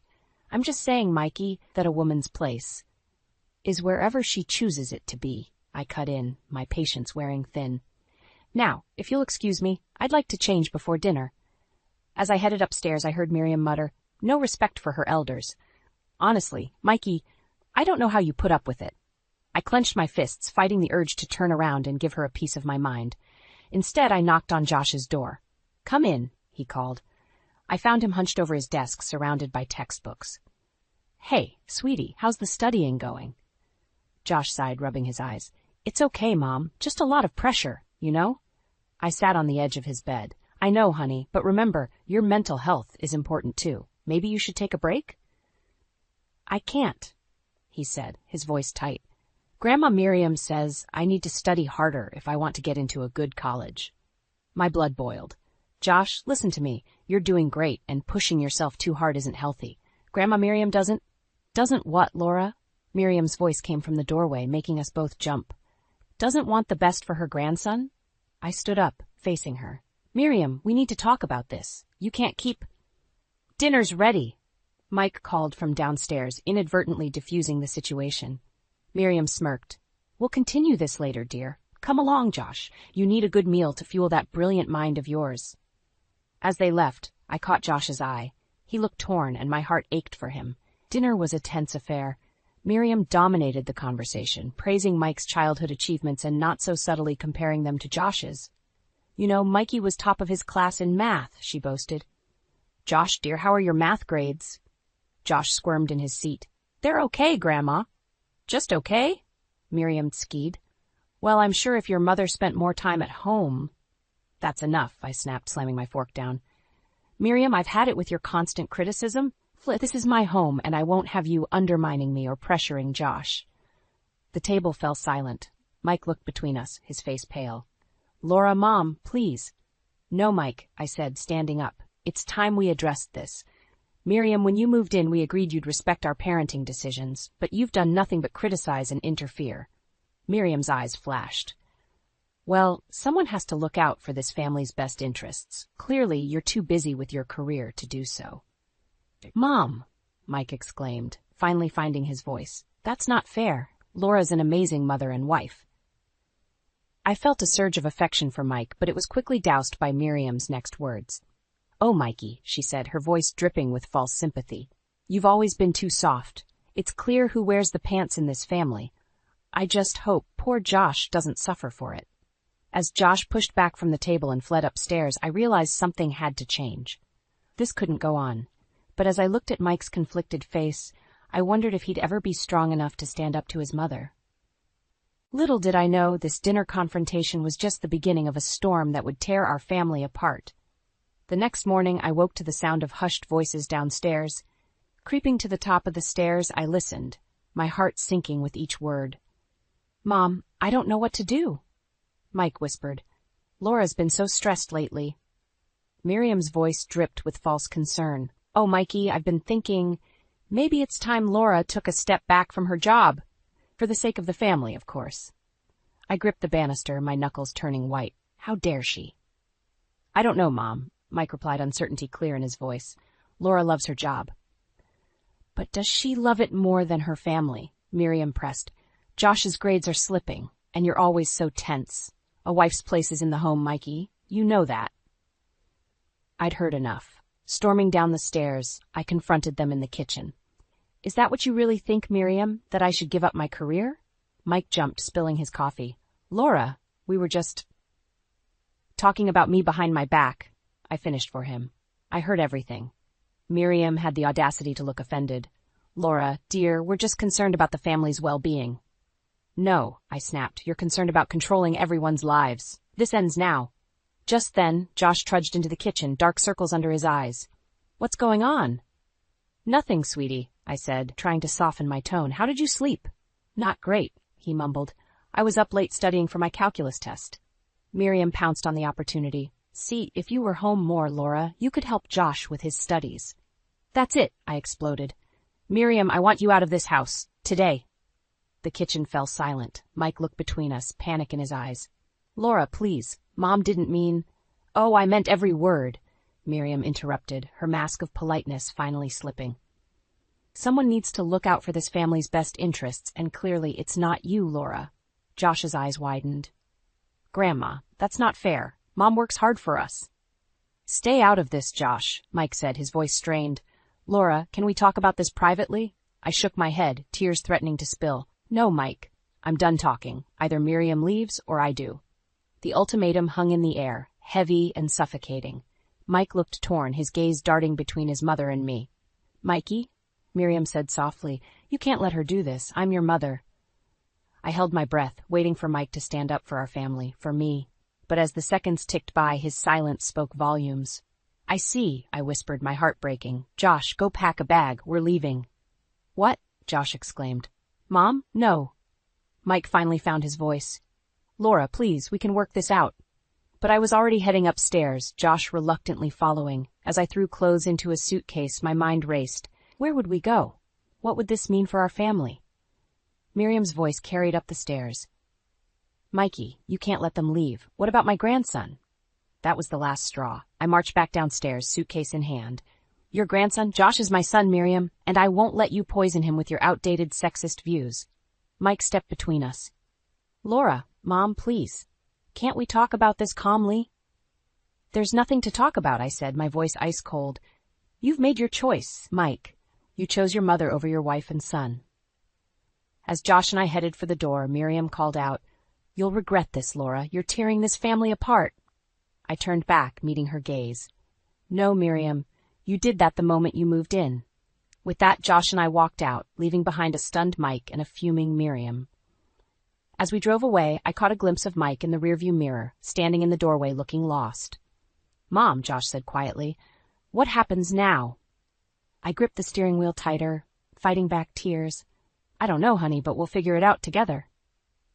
Little did I know, this was just the beginning of a battle that would test every ounce of my strength and resolve. 3 days after our dramatic exit, I found myself pacing the floor of Jane's guest room. My best friend had graciously offered us a place to stay while I figured out our next move.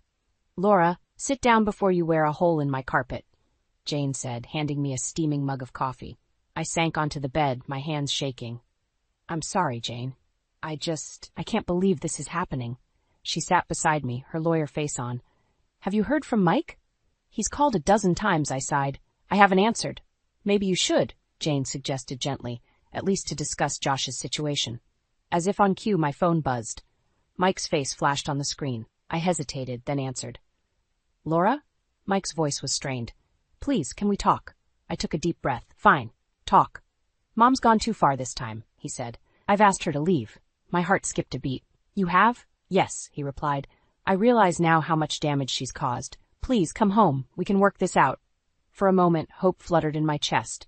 But then I remembered all the times Mike had failed to stand up for me, for us. "I don't know, Mike," I said cautiously. "A lot has happened." "I know," he pleaded. "But I love you, Laura. We can fix this." Before I could respond, I heard Miriam's voice in the background. "Mikey? Who are you talking to?" My blood ran cold. "Mike, is your mother still there?" His hesitation was all the answer I needed. "You lied to me," I said, my voice barely above a whisper. "Laura, wait."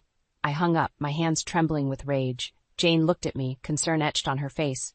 "What happened?" I relayed the conversation, my anger building with each word. "He lied, Jane. He said Miriam was gone, but she's still there." Jane's expression hardened. "Laura, I think it's time we discussed your options, legally speaking." As she outlined potential scenarios, divorce, custody arrangements, property division, my mind whirled. Was this really the end of my marriage? A soft knock interrupted us. Josh peeked in, his eyes red-rimmed. "Mom, can I talk to you?" Jane excused herself, leaving us alone. Josh sat beside me, looking more vulnerable than I'd seen him in years. "Mom, I heard you talking to Dad," he said quietly. "Are you guys getting divorced?" My heart broke. "Oh, honey, I don't know yet. Your dad and I have a lot to work through." Josh nodded, then surprised me with his next words. I think maybe you should." "What?" I gasped. "Ever since Grandma moved in, everything's been awful," he continued. "Dad never stands up for us, and you're always so sad, Mom. I hate seeing you like this." Tears welled in my eyes as I pulled him into a hug. "I'm so sorry, Josh. I never wanted you to be caught in the middle of this." As we held each other, my phone buzzed again. This time it was a text from Miriam. "Laura, this childish behavior needs to stop. You're hurting Mikey and destroying this family. If you truly love your son, you'll come home and be the wife and mother you're supposed to be." Rage boiled inside me. How dare she? After everything she'd done, she still had the audacity to lecture me? In that moment, something snapped. I realized I was done being the peacekeeper, done sacrificing my happiness for a family that didn't appreciate me. I looked at Josh, seeing the strength and maturity in his eyes. "You're right, honey. Things can't go on like this." Taking a deep breath, I made a decision that would change our lives forever. It's time to end this, once and for all. As I stood up, determination coursing through me, I knew the real battle was just beginning. Miriam had no idea what she was in for. This time, I wouldn't back down. This time, I would fight for myself, for Josh, and for the life we deserved. Little did Miriam know, she had just awakened a force she couldn't reckon with. The gloves were off, and I was ready for war.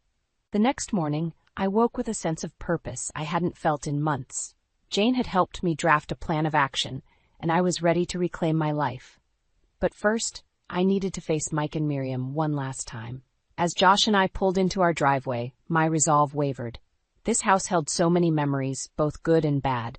Taking a deep breath, I turned to my son. "You don't have to come in if you don't want to," I said softly. Josh shook his head. "No, Mom, I'm with you." His words gave me strength. We walked to the front door, and I used my key for what I knew would be the last time. The moment we stepped inside, Miriam's voice rang out. "Well, look who finally decided to grace us with her presence." Mike appeared from the living room, his face a mixture of relief and anxiety. "Laura, Josh, thank God you're home." "We're not staying," I said firmly. "We're here to collect our things." Miriam scoffed. Don't be ridiculous. This tantrum has gone on long enough. I ignored her, focusing on Mike. I've made my decision, Mike. I want a divorce. The color drained from his face. Laura, please, we can work this out. Can we? I challenged, because from where I'm standing, nothing's changed. Your mother's still here, still controlling our lives. Miriam stepped between us. Now see here, young lady, you can't just throw away 20 years of marriage because you're feeling a little unappreciated. Something inside me snapped. A little unappreciated? You've done nothing but undermine and belittle me since the day you moved in, and you, I turned to Mike, you've let her do it, every single time. Mike reached for my hand, but I pulled away. Laura, I love you. Please don't do this. If you loved me, I said, my voice breaking, you would have stood up for me, for us. As if on cue, my phone buzzed. It was a text from Jane. Emergency at the office. Need you ASAP. I looked at Mike and Miriam, suddenly realizing how small they seemed, how insignificant their drama was compared to the life I'd built for myself. I have to go, I said. Work emergency. Josh, can you start packing your things? Miriam's eyes flashed. Work? You're choosing work over your family? I always knew you were selfish, but that's enough. To everyone's surprise, it was Josh who spoke up. Grandma, you don't get to talk to Mom like that, not anymore. Pride swelled in my chest as Josh stood tall, facing down his grandmother. Mike looked between us, confusion and hurt etched on his face. Josh, buddy, what are you saying? He asked. I'm saying I'm going with Mom, Josh replied. I'm tired of the fighting, of walking on eggshells in my own home. Mom's the only one who's ever put me first. Miriam gasped dramatically. Mikey, are you going to let them leave? They're tearing this family apart. As Mike hesitated, torn between his mother and his family, my phone buzzed again. Jane's message flashed on the screen. Laura, it's about the house. You need to see this now. A chill ran down my spine. What could be so urgent? I looked at Mike, seeing the conflict in his eyes. For a moment, I almost wavered, but then I remembered all the times he'd chosen his mother over me, over our family. Josh, change of plans. We need to go to Aunt Jane's office right away, I said, my voice steady. Mike, we'll be back for our things later. Have them ready. As we walked out the door, I heard Miriam's shrill voice. Mikey, do something! But Mike remained silent, and that silence spoke volumes. In the car, Josh looked at me, worry creasing his brow. Mom, what's going on? I gripped the steering wheel, my mind racing. I don't know, honey, but whatever it is, we'll face it together. As we drove towards Jane's office, I couldn't shake the feeling that our lives were about to change dramatically. Little did I know, the bombshell waiting for us would alter the course of our future forever. Jane's office was a flurry of activity when Josh and I arrived. She ushered us into her private room, her face grim. Laura, I'm glad you're here, she said, closing the door. We've uncovered something troubling. My heart raced. What is it, Jane? She pulled out a thick file. I've been looking into your financials, preparing for the divorce proceedings. Laura, there are some significant discrepancies. As Jane explained, my world tilted on its axis. Apparently, large sums of money had been systematically withdrawn from our joint accounts over the past year. Money I knew nothing about. How much? I whispered, dreading the answer. Jane's voice was soft but firm. Nearly $500,000, Laura. The room spun. I gripped the edge of her desk, trying to steady myself. That's impossible. I would have noticed. Mom? Josh's voice sounded far away. What does this mean? I turned to my son, seeing the fear in his eyes. I don't know, honey, but we'll figure it out. Jane continued, her lawyer mode in full swing. There's more. The withdrawals coincide with Miriam's move-in date, and they've been transferred to an offshore account. The pieces started falling into place. Miriam's sudden interest in living with us, her constant undermining, her attempts to drive a wedge between Mike and me. It had all been a calculated plan. She's been stealing from us, I said, my voice barely above a whisper. And Mike, he must have known. Josh stood up, anger flashing in his eyes. How could Dad do this to us? I pulled him into a hug, my mind racing. I don't know, sweetie, but we're going to find out. Just then, my phone buzzed, a text from Mike. On our way to Uncle Bob's funeral. Why aren't you answering my calls? We need to talk. A cold determination settled over me. This was my chance. Jane, I said, my voice steadier than I felt, what are my options? She leaned forward, all business. We can file for an emergency injunction to freeze the accounts, And with this evidence, we have a strong case for divorce on grounds of financial infidelity. I nodded. A plan forming. Do it, and I need one more thing. 20 minutes later, Josh and I were back home. Mike and Miriam would be gone for hours, giving us the time we needed. Mom, are you sure about this? Josh asked as we packed our essentials. I paused, looking around the home we'd built together. No, honey, but I'm sure we can't stay here anymore. As we worked, I drafted a text to Mike. I know about the money. Don't bother coming home. You'll be hearing from my lawyer. My finger hovered over the send button.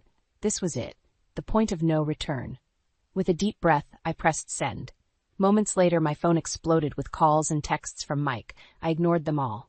As Josh and I loaded the last of our things into the car, I took one final look at the house. So many memories, good and bad. But it wasn't home anymore. It hadn't been for a long time. Ready? I asked Josh. He nodded, a mix of sadness and determination in his eyes.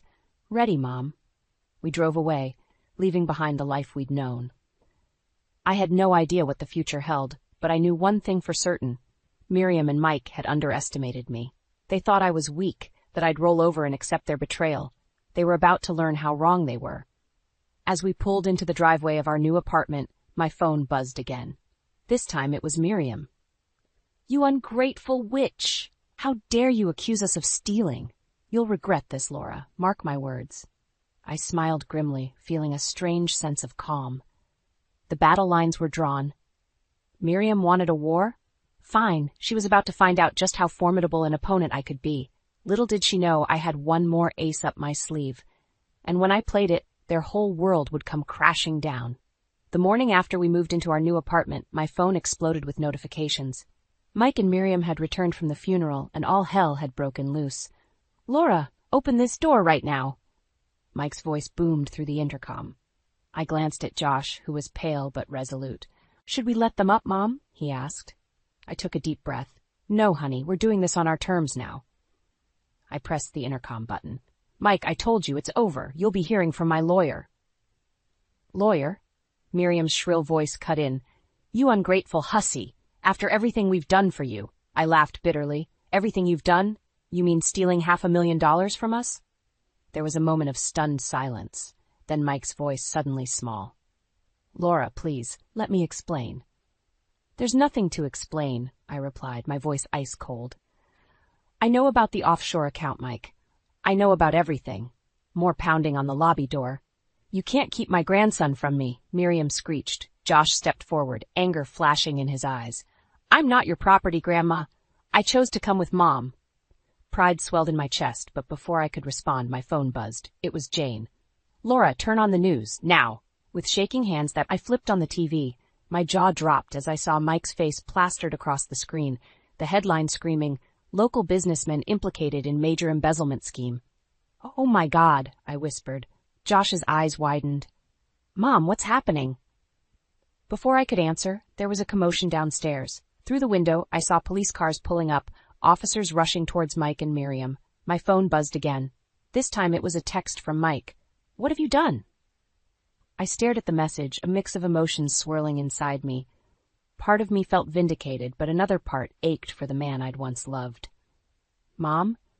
Josh's voice pulled me back. Did you do this? I turned to my son, seeing the confusion and hurt in his eyes.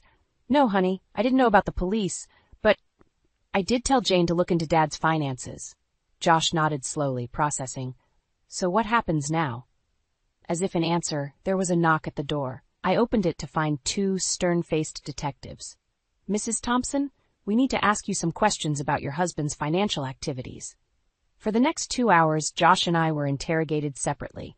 They wanted to know if I was involved, if I had benefited from the embezzled funds. By the time they left, I felt drained and hollow. I found Josh sitting on the couch, staring blankly at the TV. The news was still covering the story, now showing footage of Mike and Miriam being led away in handcuffs. Oh, Josh, I said, pulling him into a hug. I'm so sorry. I never meant for things to go this far.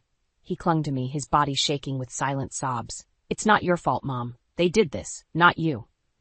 As we sat there, holding each other, my phone buzzed once more. It was Jane.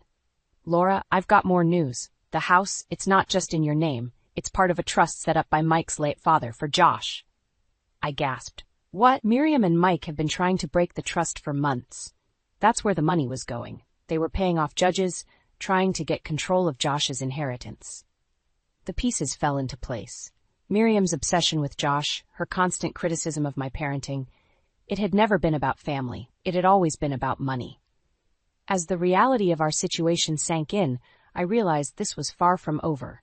We'd won this battle, but the war was just beginning. And as I held my son, watching our old life crumble on the TV screen, I knew one thing for certain. I would fight with everything I had to protect Josh and the future that was rightfully his. Miriam and Mike had underestimated me for the last time. Now, they were about to learn just how fierce a mother's love could be.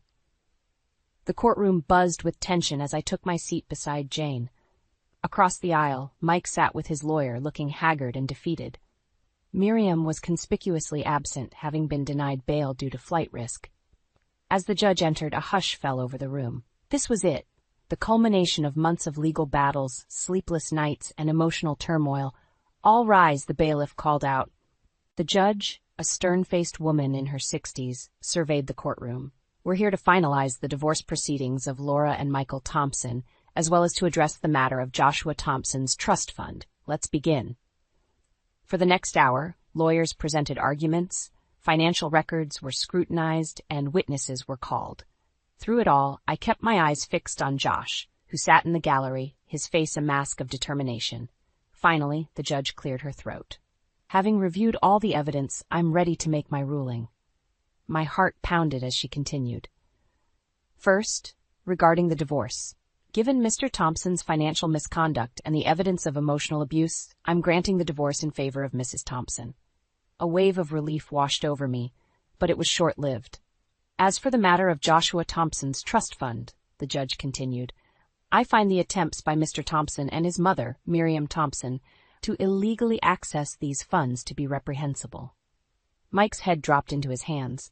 "The trust will remain intact, with Mrs. Laura Thompson appointed as sole trustee until Joshua reaches the age of 25. I let out a breath I didn't know I'd been holding. We'd won. It was over, but as I turned to smile at Josh, the courtroom doors burst open. Miriam, somehow out on bail, stormed in. "This is an outrage," she screeched. "You can't do this to my family." The judge banged her gavel. "Mrs. Thompson Sr., you are out of order. Bailiff, remove her immediately."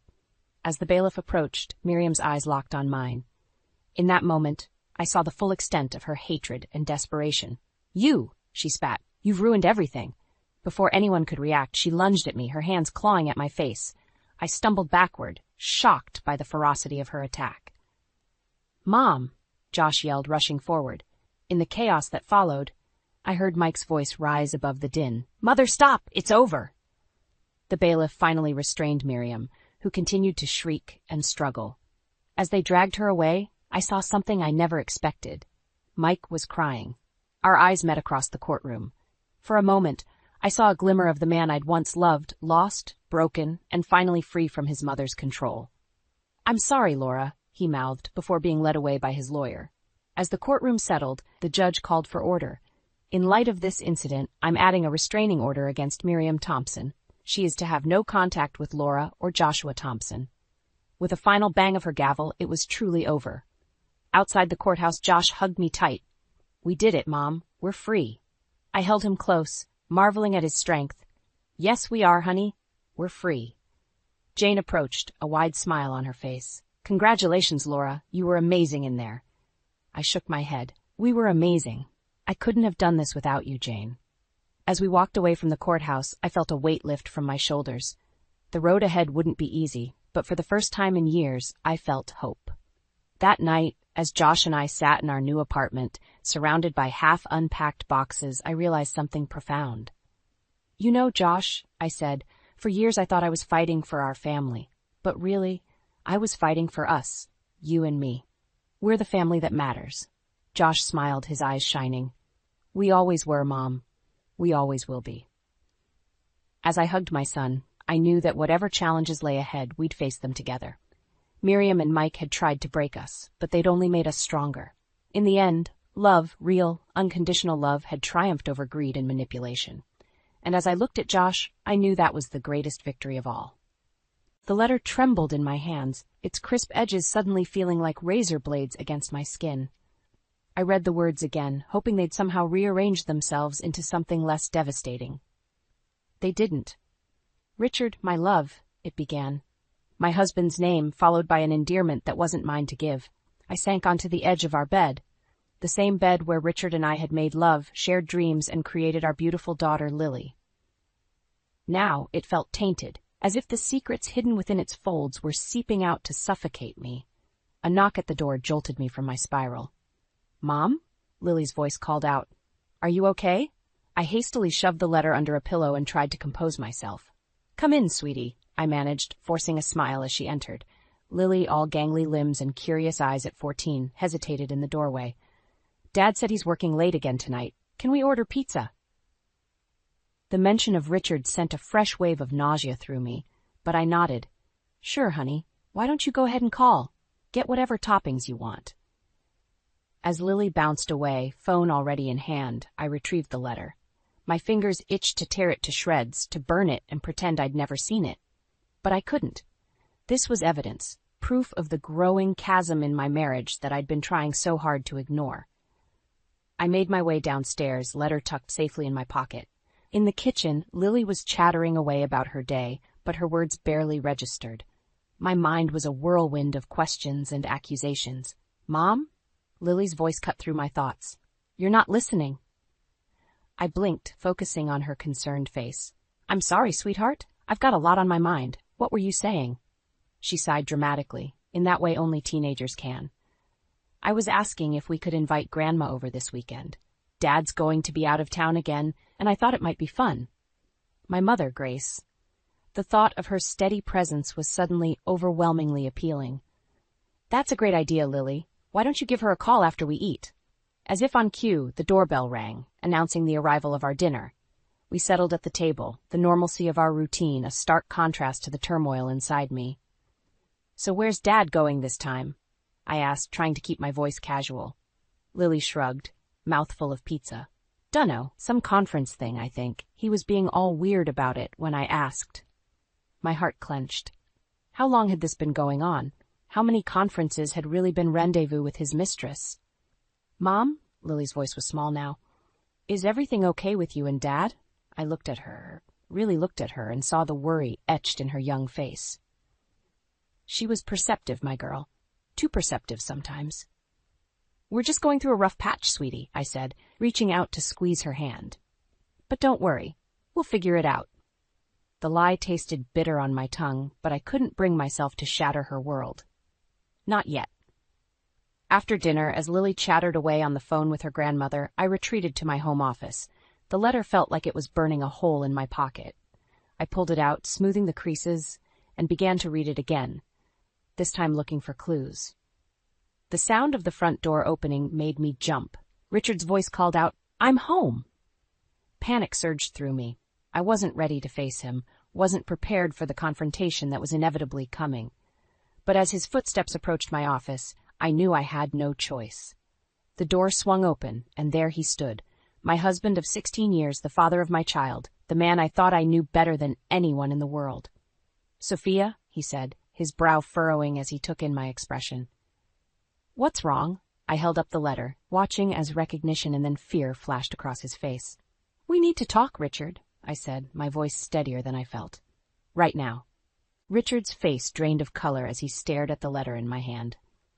"Sophia, I can explain," he stammered, but I cut him off with a sharp laugh. "Explain? How exactly do you plan to explain this, Richard?" I waved the letter in front of him. "How long has this been going on?" He closed the office door behind him, his eyes darting nervously. "It's not what you think. It's complicated." "Complicated?" I spat the word back at him. "What's complicated about betraying your wife and family?" Richard ran a hand through his hair, a gesture I once found endearing. Now it just made my stomach churn. I never meant for this to happen. It just did. I stood up, anger coursing through me. "Things don't just happen, Richard. You made choices that affect all of us." A soft knock on the door interrupted us. "Mom? Dad? Is everything okay?" Lily's voice was muffled but concerned. Richard and I exchanged a panicked look. "Everything's fine, sweetie," I called out, trying to keep my voice steady. Just grown-up stuff. Why don't you go finish your homework? We waited in tense silence until we heard Lily's footsteps retreat. Then Richard slumped into a chair, looking defeated. What do you want me to say, Sophia? That I'm sorry? Because I am. God, I am. I wanted to scream, to throw things, to make him feel even a fraction of the pain I was feeling. Instead, I took a deep breath. I want you to tell me the truth. All of it. And so for the next hour, Richard talked. He told me about meeting her at a conference 2 years ago, about how it started as harmless flirting and spiraled into something more. He spoke of guilt and temptation, of feeling trapped and alive at the same time. With each word, I felt our marriage crumbling around me. 16 years of love, trust, and shared dreams, all reduced to ashes by his selfish choices. What about Lily? I asked when he finally fell silent. Did you ever think about what this would do to her? Richard's face crumpled. Of course I did. That's why I tried to end it several times, but it was never that simple. A horrible thought struck me. Does Lily know? Have you said anything to her? He shook his head vehemently. No, never. I wouldn't put that on her. But something in his eyes made me doubt him. I made a mental note to check Lily's phone, just in case. The thought of involving our daughter in this mess made me sick. So what happens now? I asked, suddenly feeling exhausted. Richard reached for my hand, but I pulled away. I want to make this right, Sophia. I love you. I love our family. I'll do whatever it takes. I looked at him, this man I thought I knew so well, and felt nothing but a hollow ache. I don't know if there's anything you can do to make this right, Richard. I don't even know if I want you to try. His face fell, but before he could respond, we heard a crash from upstairs, followed by Lily's panicked cry. Mom! Dad! We raced up the stairs, momentarily united in our concern for our daughter. We found Lily in the bathroom, pale and shaking, surrounded by shattered glass from a fallen mirror. I don't feel good, she mumbled, swaying on her feet. I caught her just as her knees buckled. As I cradled Lily in my arms, feeling her forehead burning with fever, I glared at Richard over her head. Call an ambulance, I ordered. He hesitated, glancing at his watch.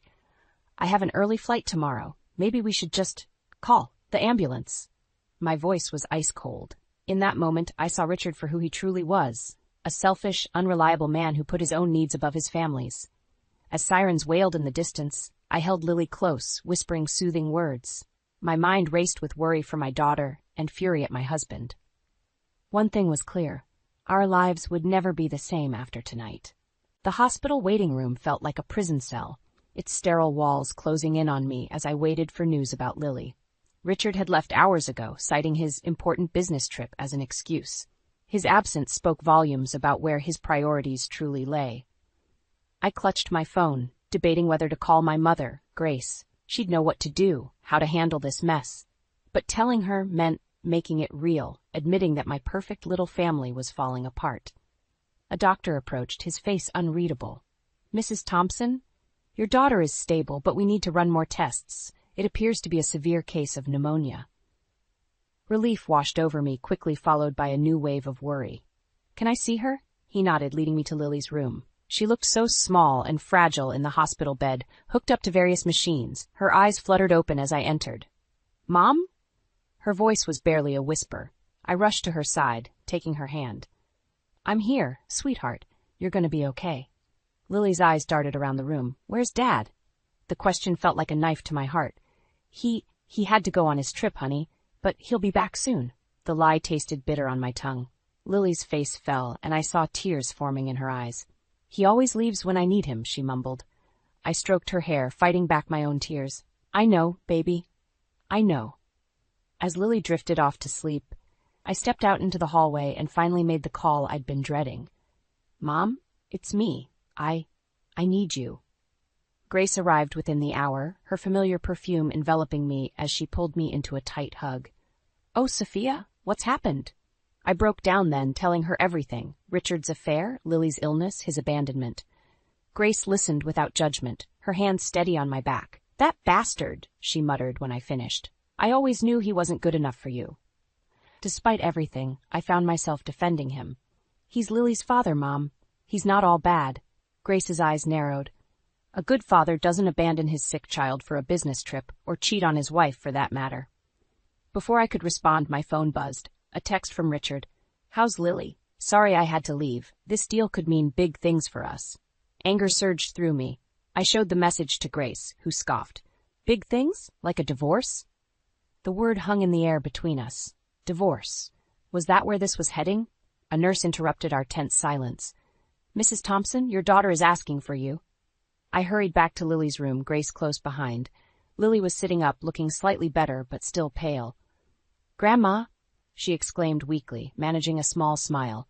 Grace moved to Lily's bedside, fussing over her. Oh, my sweet girl, you gave us quite a scare. As they chatted, I noticed Lily's phone on the bedside table. A notification flashed across the screen.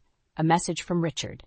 My heart raced as I remembered his hesitation when I asked if Lily knew about the affair. Without thinking, I grabbed the phone, ignoring Lily's confused, Mom? I opened the message thread, my hands shaking. What I saw made my blood run cold. Remember, Lily, not a word to your mother about what you saw. It would break her heart. I looked up, meeting Lily's wide, fearful eyes. She knew. She had known all along. Sophia? Grace's voice was concerned. What is it? I turned the phone screen towards them, watching as understanding dawned on their faces. The betrayal cut deeper than I could have imagined. Not only had Richard cheated, but he had burdened our daughter with his secret, threatening her into silence. In that moment, something inside me hardened. This wasn't just about me anymore. This was about protecting Lily from her own father's selfishness. Mom, I said, my voice steady despite the storm raging inside me, I think I'm going to need a good lawyer. The hospital discharged Lily after 3 days. Her condition improved, but still fragile. As we settled back into our home, the weight of recent revelations hung heavy in the air.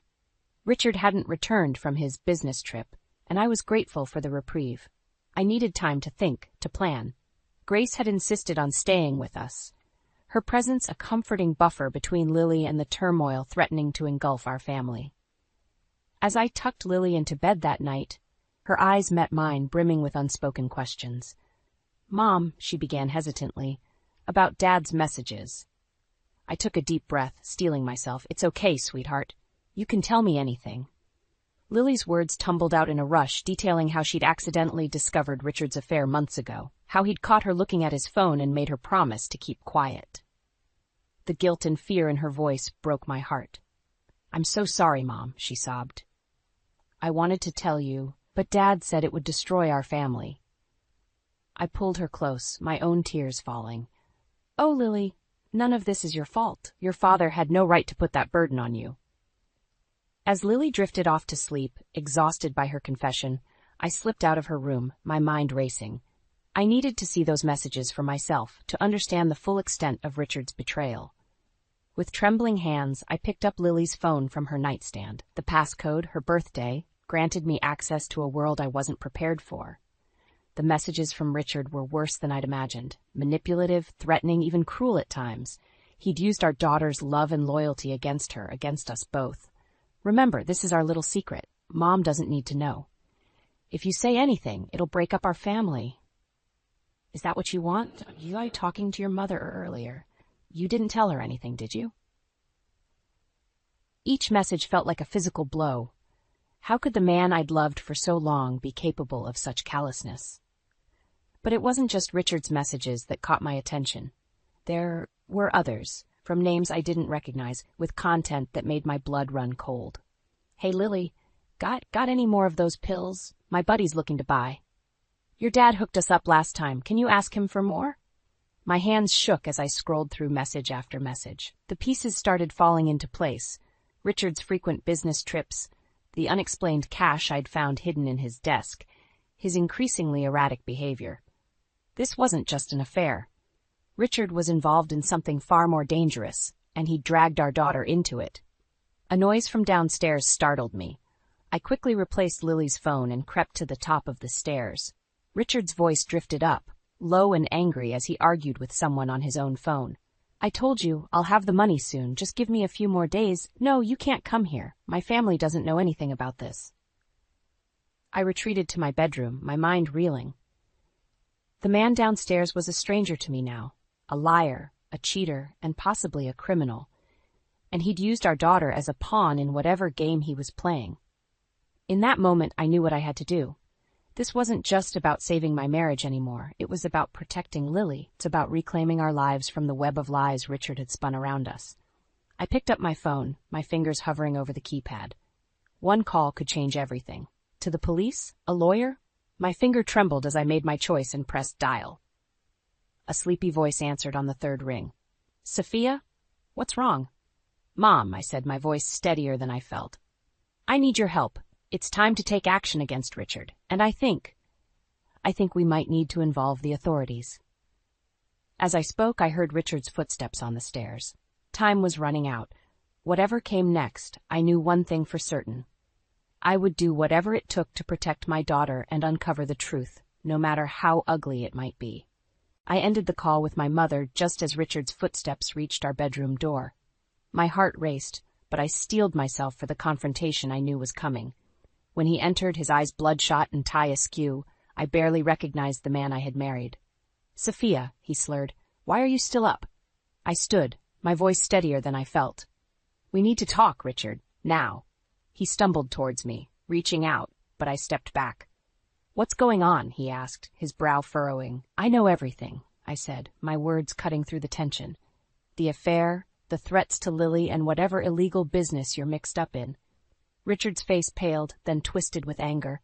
You've been snooping through my things? I didn't have to, I retorted. You left a trail a mile wide. How could you involve our daughter in this? He advanced on me, his eyes flashing dangerously. You don't understand. I had no choice. We needed the money. Money? I interrupted, incredulous. What about our family? What about Lily's safety? Richard's demeanor suddenly changed, his voice taking on a pleading tone. I can explain everything, Sophia. Just give me a chance. But I was done listening to his lies. No, Richard, I've given you chances. I've given you years. It's over. His face contorted with rage. You can't do this to me. You have no idea what you're dealing with. As he lunged towards me, I stumbled backwards, knocking over a lamp. The crash echoed through the house, followed by the sound of running footsteps. Lily appeared in the doorway, her eyes wide with fear. Mom? Dad? What's happening? Richard froze, the anger draining from his face. Lily, sweetie, go back to bed. Everything's fine. But Lily stood her ground, her gaze shifting between us. No, it's not fine. I heard you yelling. I saw the messages, Dad. I know what you've been doing. The room fell silent, the weight of Lily's words hanging in the air. Richard's shoulders slumped in defeat. I never meant for any of this to happen, he mumbled. I moved to stand beside Lily, placing a protective arm around her shoulders. It's too late for excuses, Richard. We're leaving. Tonight. His head snapped up, panic clear in his eyes. You can't leave. It's not safe. The people I'm involved with are exactly why we need to go, I finished for him. We're not part of whatever mess you've created. As if on cue, Grace appeared behind Lily, car keys in hand. The bags are in the car, she said, her voice firm. Let's go, girls. Richard made one last desperate attempt. Sophia, please. If you leave now, I'll lose everything. I met his gaze, feeling a mixture of pity and resolve. You already have, Richard. You lost us the moment you chose your secrets over your family. With that, I guided Lily out of the room, Grace following close behind. As we descended the stairs, I heard Richard's broken sobs echoing through the house we once called home. Outside, the cool night air hit my face, bringing with it a sense of both fear and freedom. As we climbed into Grace's car, Lily's small voice broke the silence. Mom, where are we going? I turned to look at my daughter, seeing the trust and uncertainty in her eyes. In that moment, I made a decision that would shape our future. Somewhere safe, sweetheart. Somewhere we can start over. As Grace pulled away from the curb, I watched our house disappear in the rearview mirror. The road ahead was uncertain, filled with potential dangers from Richard's mysterious associates. But one thing was clear. There was no going back. Whatever challenges lay ahead, we would face them together, free from the web of lies that had entangled us for too long. With a deep breath, I turned to face forward, ready to embrace whatever the future held for us. The address on the crumpled paper felt like it was burning a hole in my pocket as I stood outside the nondescript apartment building. My heart raced, but I steeled myself. This was it. The moment I'd confront Richard's mistress and unravel the last threads of his web of lies. I'd left Lily with Grace, telling them I needed to run some errands. They didn't need to know the risks I was taking. As I climbed the stairs, my mind flashed back to the conversation I'd overheard between Richard and his mysterious associates. Whatever he was involved in, it was dangerous, and I needed answers. I knocked on the door, my knuckles white with tension. A moment later, it swung open, revealing a woman I recognized from a photo on Richard's phone. She was younger than me, beautiful in a way that made my stomach churn with insecurity. "Can I help you?" she asked, her brow furrowed in confusion. "Are you Amanda?" I asked, my voice steadier than I felt. Her eyes widened in recognition. "You're Sophia, aren't you? Richard's wife." I nodded, pushing past her into the apartment. "We need to talk." Amanda closed the door, her face a mix of guilt and defiance. "Look, I know what you must think of me." "I'm not here to judge you," I interrupted. "I'm here for the truth. About Richard, about whatever illegal business he's mixed up in, all of it." She paled, sinking onto the couch. "How much do you know?" "Enough to know that my family is in danger," I said, my voice hard. "Richard's been threatening our daughter to keep quiet, and now there are people after him, after us." Amanda's eyes filled with tears. "I never meant for any of this to happen. Richard told me he was separated, that you knew about us. By the time I realized the truth, I was in too deep." "What do you mean, too deep?" I pressed. She took a shaky breath. "Richard, he's not who you think he is. The business trips, the late nights, it was all a cover. He's been moving drugs, laundering money. I didn't know at first, but when I found out—" "He threatened you too," I finished, the pieces falling into place. Amanda nodded, wiping away tears. "He said if I told anyone, he'd make sure I went down with him, but that's not the worst of it." My blood ran cold. "What do you mean? The people he's working for, they're dangerous. They think Richard's been skimming money, they're looking for him, and they don't care who gets hurt in the process." As if on cue, my phone buzzed. A text from an unknown number. "We know where you are. Where's Richard? You have 24 hours. I showed Amanda the message, watching the color drain from her face. "They must have followed you here," she whispered. Panic clawed at my throat. "Lily? Grace." They were alone, unprotected. "I have to go," I said, rushing towards the door. Amanda grabbed my arm. "Wait, there's something else you need to know. Richard, he's been using Lily to make some of his deliveries. She probably didn't even know what she was carrying." The world tilted on its axis. My daughter, my baby girl, unknowingly caught up in her father's criminal activities. Rage and fear battled within me. "I'm so sorry," Amanda said, her voice breaking. "I should have told someone sooner." I turned to her, my mind racing. "It's not too late. We can still fix this, but I need your help. Will you testify against Richard?" She hesitated for a moment, then nodded. "Yes, it's time to end this." As we hurried out of the apartment, my phone buzzed again. Another message. "Tick-tock, Sophia. The clock is running." With Amanda by my side, I raced towards my car.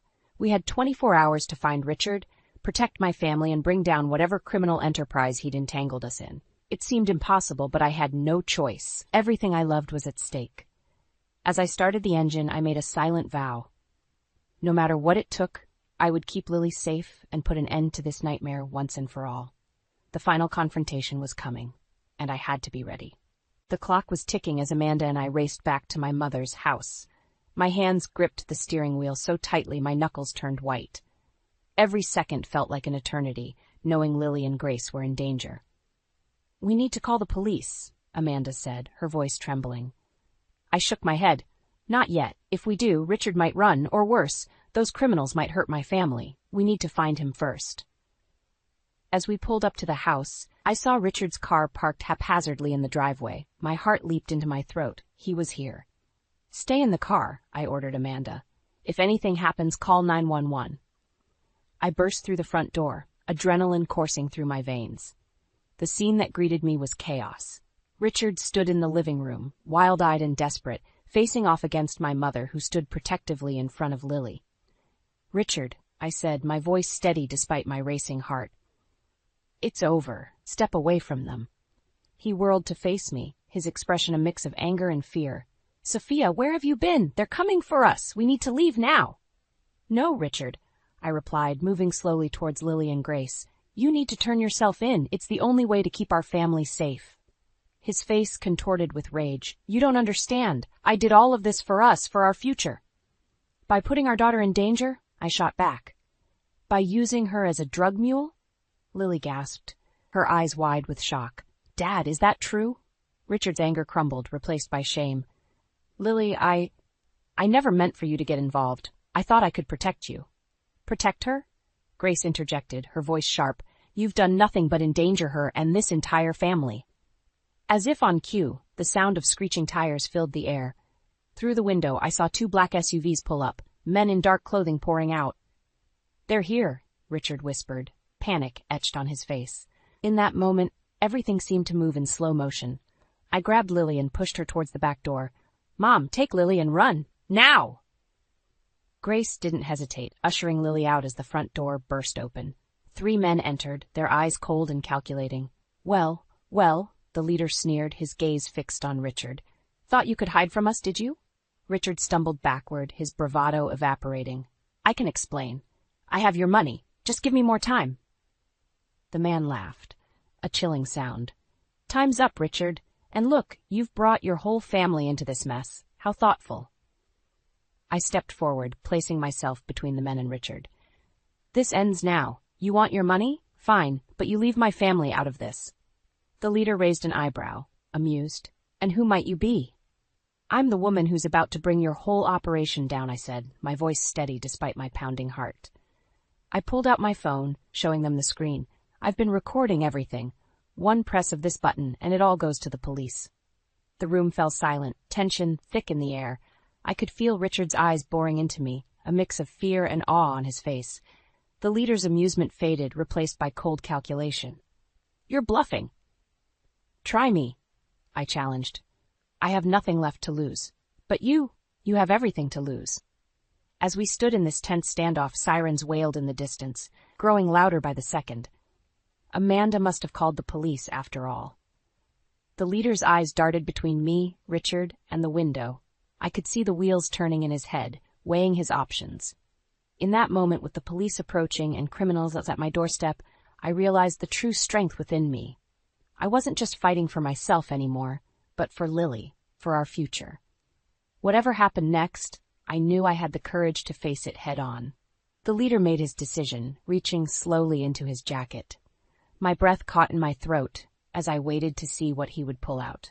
A gun or a white flag. The fate of my family hung in the balance, and I steeled myself for whatever came next. The leader's hand emerged from his jacket, not with a gun but a flash drive. "This contains everything," he said, his voice tight. "All of Richard's dealings, our operation, everything. It's yours."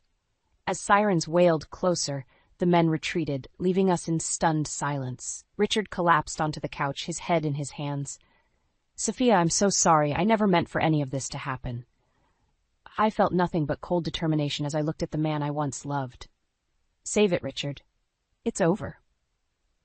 The next few hours passed in a blur of police statements and tearful reunions with Lily and Grace. Amanda's testimony, combined with the evidence on the flash drive, was enough to bring down Richard and the entire drug operation. As dawn broke, I sat on the porch of my mother's house, exhausted but relieved. Grace joined me, wrapping a comforting arm around my shoulders. "You did it, sweetheart," she said softly. "You protected your family." I leaned into her embrace, finally allowing myself to feel the weight of everything that had happened. "I just wish I had seen it sooner, Mom. I feel like I failed Lily." Grace shook her head firmly. "You didn't fail anyone, Sophia. You showed incredible strength and courage. Lily is lucky to have you as her mother." As if summoned by our conversation, Lily appeared in the doorway, her eyes red-rimmed but clear. "Mom, can I join you?" I opened my arms and she rushed into them, burying her face in my shoulder. "I'm so proud of you, baby," I whispered, stroking her hair. Lily pulled back, her expression serious. "What happens now? With Dad, I mean." I took a deep breath, choosing my words carefully. "Your father made some very bad choices, Lily. He's going to have to face the consequences of those choices, but that doesn't mean he doesn't love you." She nodded, her eyes welling with tears. "And us? What happens to us?" I squeezed her hand, including Grace in my gaze. "We start over, together. It won't be easy, but we have each other, and that's what matters most." As the sun rose higher, casting a warm glow over the yard, I felt a sense of peace settle over me. The road ahead would be challenging, but for the first time in years, I felt hope. Weeks turned into months, and slowly we began to rebuild our lives. I threw myself into my teaching, finding renewed passion in empowering young minds. Lily, with the help of therapy and our unwavering support, began to heal from the trauma of her father's betrayal. Richard, true to form, tried to reconcile once the dust had settled. He called, sent letters, even showed up at the house once, but each time I stood firm in my resolve. "We're done, Richard," I told him during his last attempt. "I've forgiven you for my own peace, but there's no going back. Lily and I deserve better." As I closed the door on him for the last time, I felt a weight lift from my shoulders. We were free. One evening, as Lily and I sat on the porch swing, she turned to me with a smile that reminded me so much of her younger self. "Mom, I've been thinking. I want to volunteer at the women's shelter downtown. After everything we've been through, I want to help other families who might be struggling." Pride swelled in my chest. "That's a wonderful idea, sweetheart. We can look into it together." As we sat there, planning for the future, I marveled at how far we'd come. The pain and betrayal we'd endured had forged us into stronger, more compassionate versions of ourselves. I looked at my daughter, this remarkable young woman who had faced unimaginable challenges with grace and resilience, and I knew that whatever life threw our way, we would face it together. The sun dipped below the horizon, painting the sky in brilliant shades of orange and pink. As darkness fell, I felt not fear, but anticipation for the dawn to come. Our story wasn't over. It was just beginning.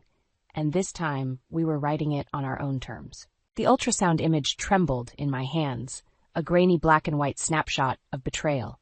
I stared at Thomas, my husband of 6 years, waiting for him to say it was all a mistake.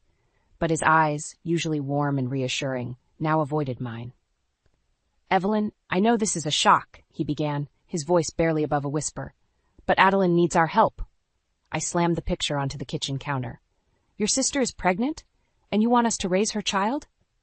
The words tasted bitter in my mouth. Thomas ran a hand through his graying hair. "She can't keep it. The father, he's married. It would ruin everything." "And what about us, Thomas? What about our plans?" I could feel my carefully constructed world crumbling around me. He reached for my hand, but I pulled away. "We always said we'd wait to have children. Our careers, our travels. This isn't our child, Evelyn. It's different." I laughed, a harsh sound that surprised even me. "Different? How is raising your irresponsible sister's baby any different?" The doorbell rang, shattering the tense silence between us. Thomas looked relieved at the interruption. "That'll be Mom and Dad. They wanted to talk about the situation." "Great, just great." I smoothed my hair and took a deep breath, steeling myself for the onslaught of Margaret and Joseph's misplaced concern. As soon as they entered, Margaret enveloped me in a perfume-scented hug. "Oh, Evelyn, dear, how are you holding up?" I extracted myself from her embrace. "I'm fine, Margaret, though I'd be better if someone had bothered to consult me about this arrangement." Joseph cleared his throat. "Now, Evelyn, we all need to pull together as a family. Adeline made a mistake, but a mistake?" I interrupted. "Getting a parking ticket is a mistake. This is a life-altering decision that affects all of us." Thomas placed a hand on my shoulder. "Honey, please, let's just hear them out." But I shrugged him off and turned to face my in-laws. "No, Thomas. I want to know why everyone seems to think it's okay to make decisions about my life without even asking me." Margaret's face crumpled. "But, dear, we thought you'd be happy. You and Thomas have been married for so long and no children." "By choice," I exploded. "We chose not to have children. We have goals, dreams, and now you all want to throw that away because Adeline couldn't be bothered with birth control?" The room fell silent.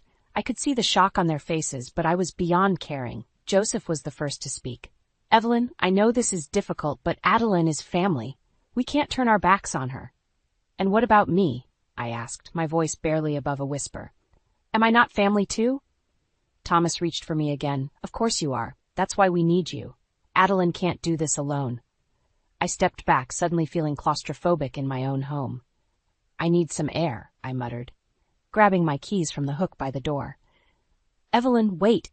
Thomas called after me, but I was already halfway down the driveway. As I slid into the driver's seat of my car, I caught a glimpse of myself in the rearview mirror. The woman staring back at me looked lost, angry, and more than a little scared. I started the engine, not sure where I was going, but knowing I couldn't stay in that house a moment longer. My phone buzzed with a text from Thomas. "Please come back. We need to talk about this." I tossed the phone onto the passenger seat and pulled out of the driveway. As I drove away from the life I thought I knew, one thought kept echoing in my mind. How had everything gone so wrong so quickly? I found myself parked outside the small art gallery where Thomas and I first met. The irony wasn't lost on me. 6 years ago, this place held the promise of a bright future. Now it felt like a monument to shattered dreams. My phone buzzed again. Thomas. I ignored it, letting my mind wander back to those early days. We were so in sync then, sharing our hopes and plans over late-night coffee and scribbled notes. "We'll travel the world," Thomas had said, his eyes sparkling with excitement. "Write my novels, showcase your jewelry, no kids to tie us down." I'd agreed wholeheartedly. We'd build our careers, see the places we'd only dreamed of, and then maybe we'd consider starting a family. But now, a tap on my window startled me out of my reverie. It was Claire, my best friend and fellow jewelry designer. "Evelyn, what are you doing here?" Her concerned face peered in at me. I rolled down the window, forcing a smile. "Just reminiscing, I guess." Claire's eyes narrowed. "Thomas called me. He's worried sick. What's going on?" I sighed, unlocking the door. "Get in. It's a long story." As Claire settled into the passenger seat, I spilled everything. Adeline's pregnancy, Thomas's decision, the ambush with his parents. With each word, the anger I'd been holding back bubbled to the surface. "They just expect me to give up everything we've worked for," I finished, gripping the steering wheel so tightly my knuckles turned white. "Our dreams, our plans, none of it matters because precious Adeline screwed up again." Claire placed a hand on my arm. "Oh, Ev, I'm so sorry. What are you going to do?" I shook my head. "I don't know. I can't just abandon our life together, but I can't raise Adeline's child either. It's not fair." "Have you told Thomas how you feel?" I laughed bitterly. "He's not listening. None of them are. It's like I don't even exist in this equation." My phone buzzed again. This time it was a text from Adeline. "Please come home. We need to talk." I showed Claire the message, my jaw clenching. "See? Now she wants to talk, after everything's been decided." Claire squeezed my hand. "Maybe this is your chance to make them listen. Go home, Evelyn. Fight for what you want." I nodded slowly, starting the car. "You're right. It's time they heard me." When I pulled into our driveway, I was surprised to see Adeline's car parked haphazardly near the garage. Taking a deep breath, I walked into the house. The scene that greeted me was chaos. Adeline was sobbing on the couch while Margaret hovered nearby, wringing her hands. Thomas and Joseph were in a heated discussion by the fireplace. All eyes turned to me as I entered. "Evelyn," Thomas rushed over. "Thank God you're back. We have a situation." I raised an eyebrow. "Another one?" Adeline hiccuped through her tears. "The father, he found out. He's threatening to tell his wife everything if I don't get rid of the baby." My heart sank, just when I thought things couldn't get more complicated. "What do you want to do, Adeline?" I asked, my voice surprisingly calm. She looked up at me, mascara streaking her cheeks. I don't know. I can't have an abortion, but I can't keep it either." Thomas said. "He said you'd help." I felt all the air leave my lungs. Did he now? Thomas at least had the decency to look ashamed. "Evelyn, I know we should have discussed this first, but..." "No," I cut him off. "No more excuses, Thomas. This isn't just about Adeline anymore. This is about us, our marriage, our future." The room fell silent. I could feel the weight of everyone's stares, but for once I didn't care. "I won't do it," I said firmly. "I won't give up my life, my dreams, to clean up someone else's mess, not even family." Margaret gasped. "Evelyn, how can you be so selfish?" I turned to her, years of pent-up frustration finally boiling over. "Selfish? You want to talk about selfish? Let's talk about how you've enabled Adeline's behavior for years. Let's talk about how you're all so quick to sacrifice my happiness without a second thought." I looked at each of them in turn, ending with Thomas. "If you want to raise this child, fine, but you'll do it without me." With that, I turned and walked out, leaving a stunned silence in my wake. As I closed the door behind me, I realized with startling clarity that nothing would ever be the same again. I sat in my studio, surrounded by half-finished jewelry pieces, trying to lose myself in work. But my mind kept drifting back to the chaos of the past few days. The doorbell rang, startling me out of my thoughts. I opened it to find Joseph standing there, looking uncomfortable. "Evelyn, can we talk?" he asked, his voice gruff. I hesitated, then nodded, letting him in. We sat in tense silence for a moment before he spoke. "I know you're upset about all this," he began, "but you have to understand, Adeline's always been delicate." I couldn't help but scoff. "Delicate? Is that what we're calling it now?" Joseph's face reddened. "Now listen here. You don't know what it was like raising her. The tantrums, the rebellions. And whose fault is that?" I shot back. "You and Margaret have been cleaning up her messes for years. When does it stop?" He looked away, unable to meet my eyes. "We just wanted to protect her." "And what about protecting your son's marriage? What about me?" Joseph sighed heavily. "Evelyn, you have to understand, family comes first." "I thought I was family," I said quietly. Before he could respond, my phone buzzed. It was a text from Claire. "Turn on the news, Channel 5, now." Frowning, I grabbed the remote and switched on the TV. My jaw dropped as I saw Adeline's face plastered across the screen. Local model Adeline Hartley has come forward with shocking allegations against prominent businessman Robert Caldwell. Hartley claims Caldwell is the father of her unborn child and has been pressuring her to terminate the pregnancy. I turned to Joseph, who looked as stunned as I felt. "Did you know about this?" He shook his head. "She never said." "Oh, God, Margaret's going to have a fit." As if on cue, my phone exploded with notifications. Texts from Thomas, missed calls from Margaret, even a message from Adeline herself. "I'm sorry. I had to do something." I turned back to Joseph. "This changes everything, doesn't it?" He nodded slowly. "Robert Caldwell. He's not just any businessman. He's running for mayor. If this gets out—" "It's already out," I said, gesturing to the TV. What was Adeline thinking? Joseph's phone rang. He answered it, his voice strained. "Yes, Margaret, I'm seeing it now. No, I'm with Evelyn. We'll be right there." He hung up and looked at me pleadingly. "Evelyn, I know you're angry, but we need you, please." I closed my eyes, feeling the weight of the decision pressing down on me. Part of me wanted to refuse, to let them deal with the mess they'd created. But another part, "Fine," I said finally. "But this is the last time. After this, I'm done cleaning up after Adeline." The drive to Thomas and Adeline's parents' house was tense. When we arrived, the scene was chaos. Margaret was in tears, Thomas was pacing, and Adeline was nowhere to be seen. "Where is she?" I demanded. Thomas ran a hand through his hair. "She's not answering her phone. We think she might have gone to confront Caldwell." My blood ran cold. "Are you kidding me? After that stunt on the news?" Margaret sobbed harder. "My poor baby, what if he hurts her?" I bit back a retort about Adeline hurting herself with her own actions. Instead, I turned to Thomas. "We need to find her. Now." He nodded, grabbing his keys.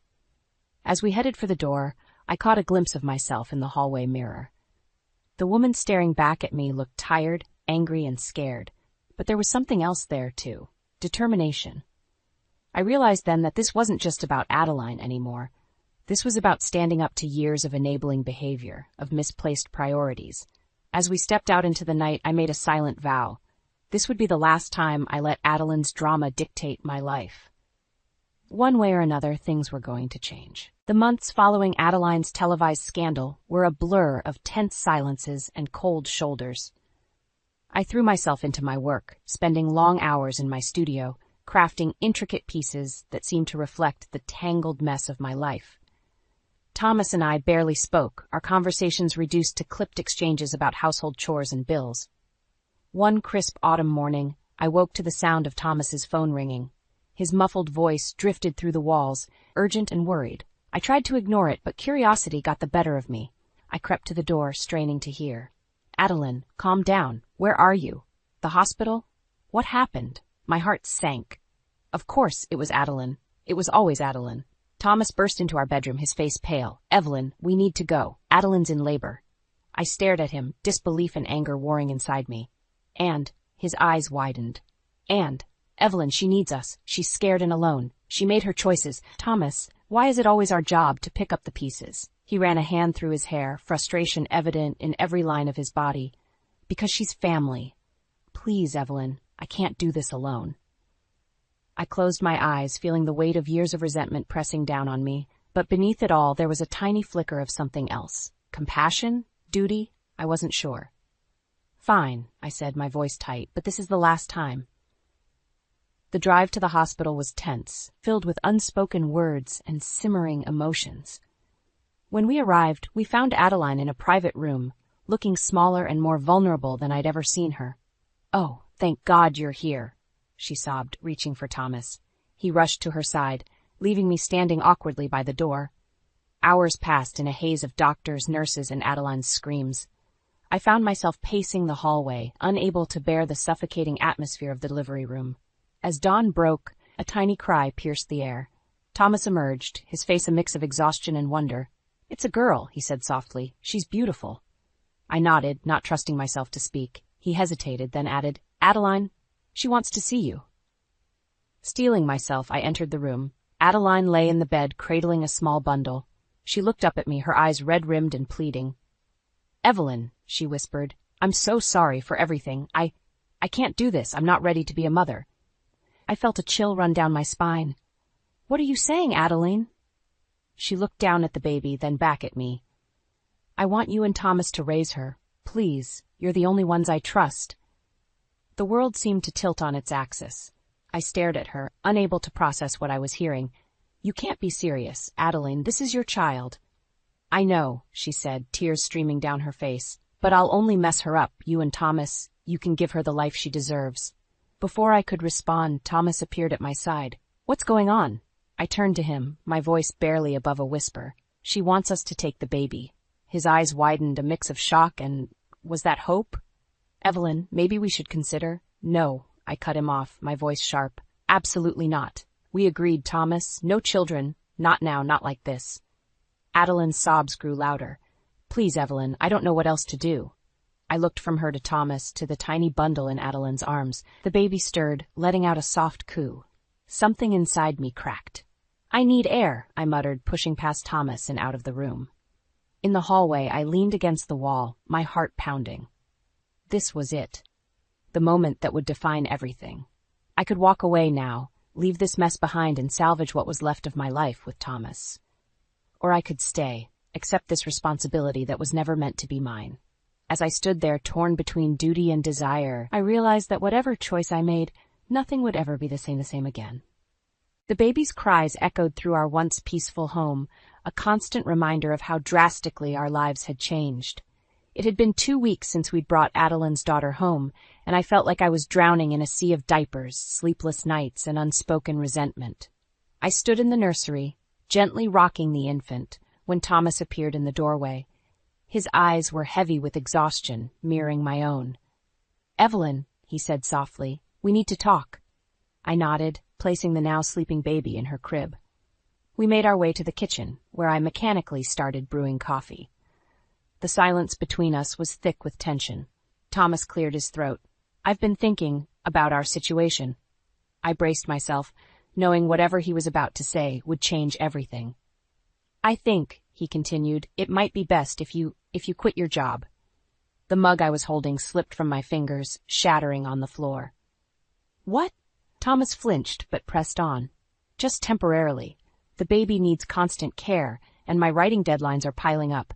We can't afford a full-time nanny, and your jewelry business, well, it's not exactly bringing in steady income." I stared at him, disbelief and rage warring inside me. My business, the one I've poured my heart and soul into for years, the one that was supposed to fund our travels, our dreams? "Evelyn, please," Thomas pleaded. "This isn't forever, just until we figure things out." "Figure things out?" I laughed bitterly. "Thomas, we didn't figure out having a baby. Your sister dumped her responsibilities on us and you just went along with it, and now you want me to give up everything I've worked for?" His face hardened. "This isn't just about you, Evelyn. We have a child to think about now." "She's not our child," I exploded. "She's Adeline's, and once again we're expected to clean up her mess."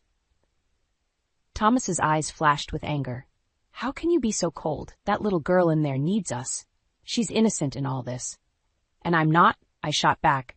"I didn't ask for any of this, Thomas. We had plans, dreams. What happened to those?"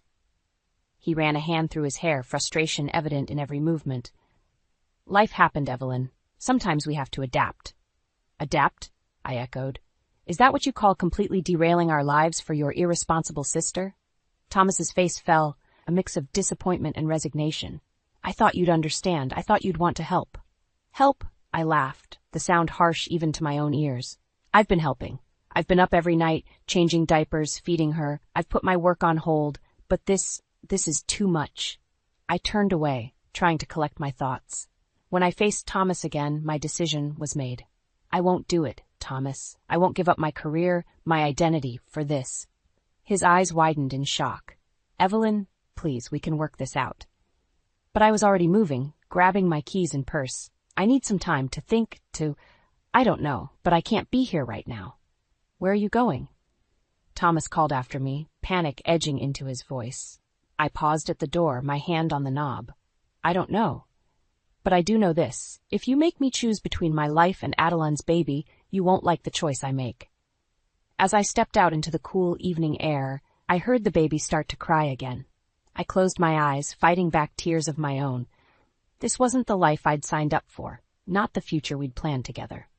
Walking to my car, I realized with startling clarity that I was at a crossroads. The path ahead was unclear, but one thing was certain. I couldn't keep living like this. Something had to give. As I drove away from the house, from Thomas, from the life that had been thrust upon me, I made a silent vow. It was time to reclaim my life, my dreams, and if that meant walking away from everything I'd known, then so be it. The lawyer's office felt suffocating, the air thick with tension and unspoken accusations. I sat across from Thomas, avoiding his gaze as our attorney droned on about asset division and custody arrangements. Custody. For a child that wasn't even ours. Mrs. Hartley, the lawyer's voice cut through my thoughts, have you come to a decision about visitation rights for your niece? I flinched at the word niece. It felt wrong, like a poorly fitting garment. I don't think that's necessary, I managed to say. Thomas's head snapped up, his eyes wide with disbelief. Evelyn, you can't be serious. She's family. Is she? I shot back, years of resentment bubbling to the surface. Or is she just another one of Adeline's messes that we're expected to clean up? The lawyer cleared his throat uncomfortably. Perhaps we should take a short recess. But Thomas was already on his feet, his face flushed with anger. How can you be so cold? That little girl needs us.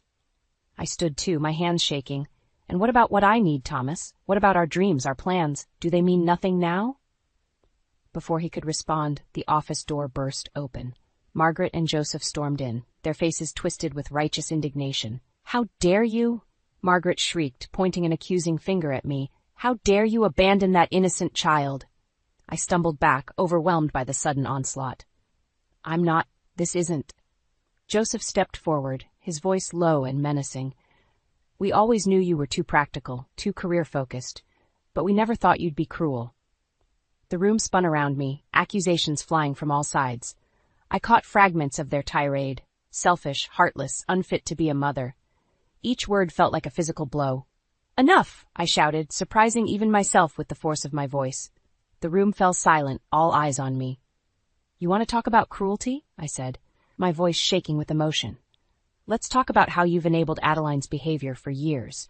Let's talk about how you've consistently put her needs above everyone else's, including your own son's. I turned to Thomas, tears stinging my eyes. And you? You promised me a life of adventure, of shared dreams.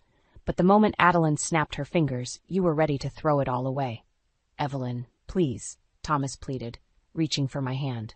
I jerked away. No, I said, my resolve hardening.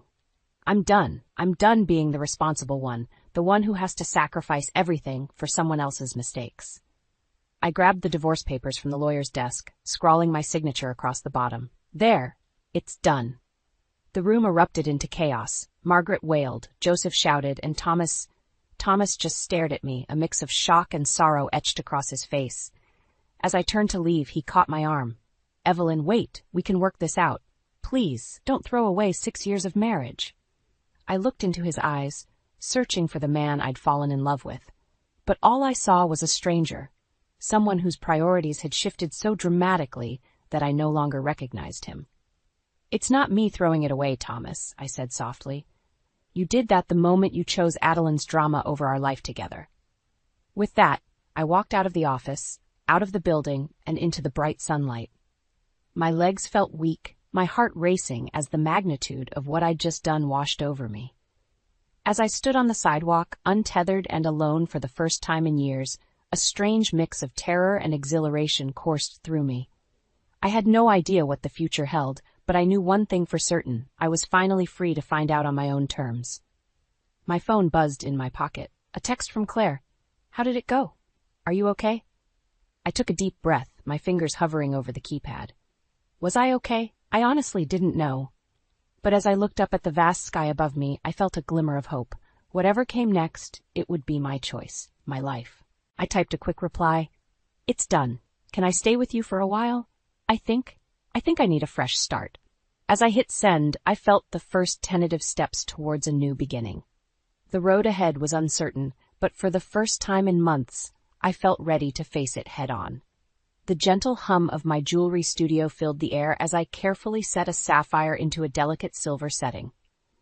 3 months had passed since I'd walked away from my old life, and I was finally starting to feel like myself again.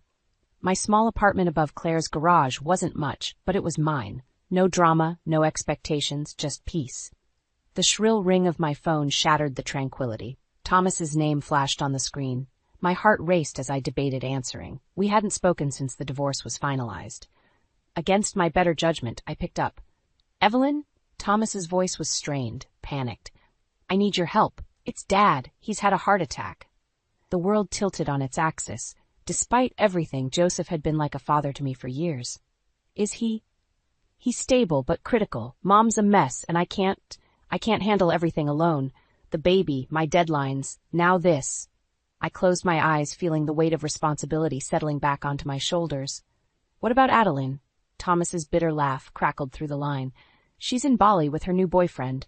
Unreachable as usual." Of course she was. Some things never changed. "Please, Evelyn," Thomas pleaded.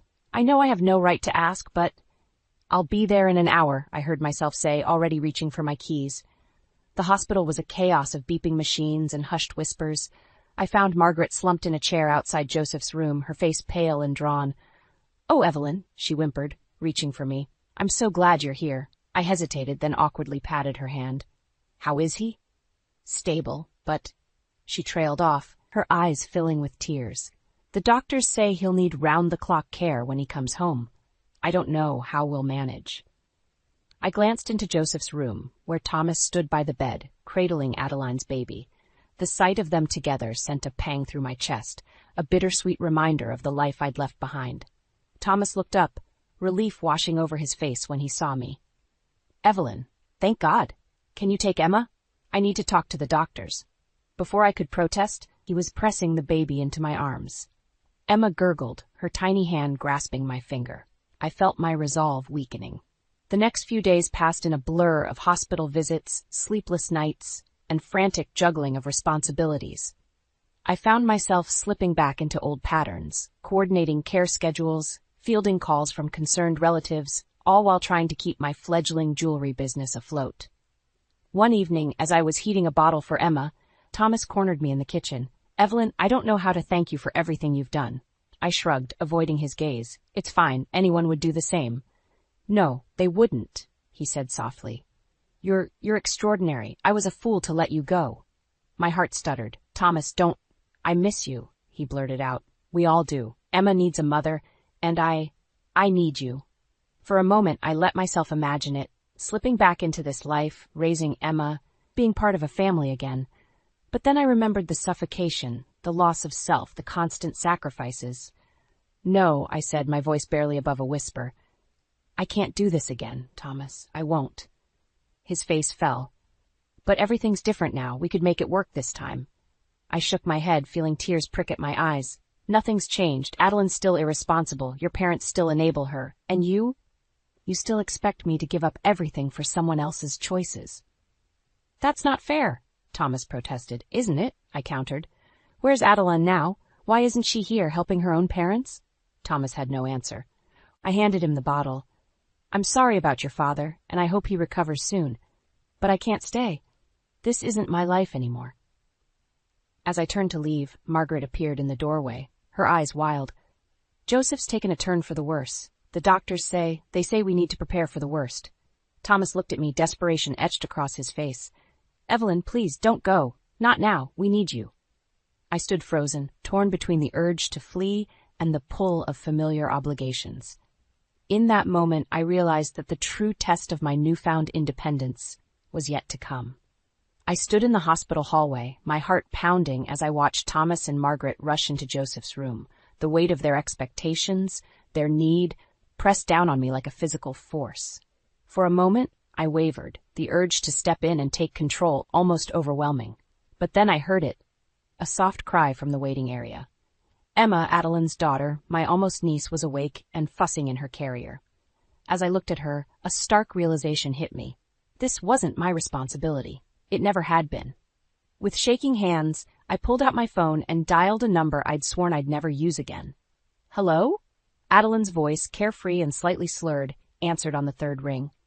Adeline, it's Evelyn. Your father's had a heart attack. He might not make it. You need to come home. Now. There was a long pause, then a sigh. I can't just leave, Evelyn. I'm in the middle of a shoot and... No, I cut her off, my voice hard. No more excuses. This is your family, Adeline. Your daughter.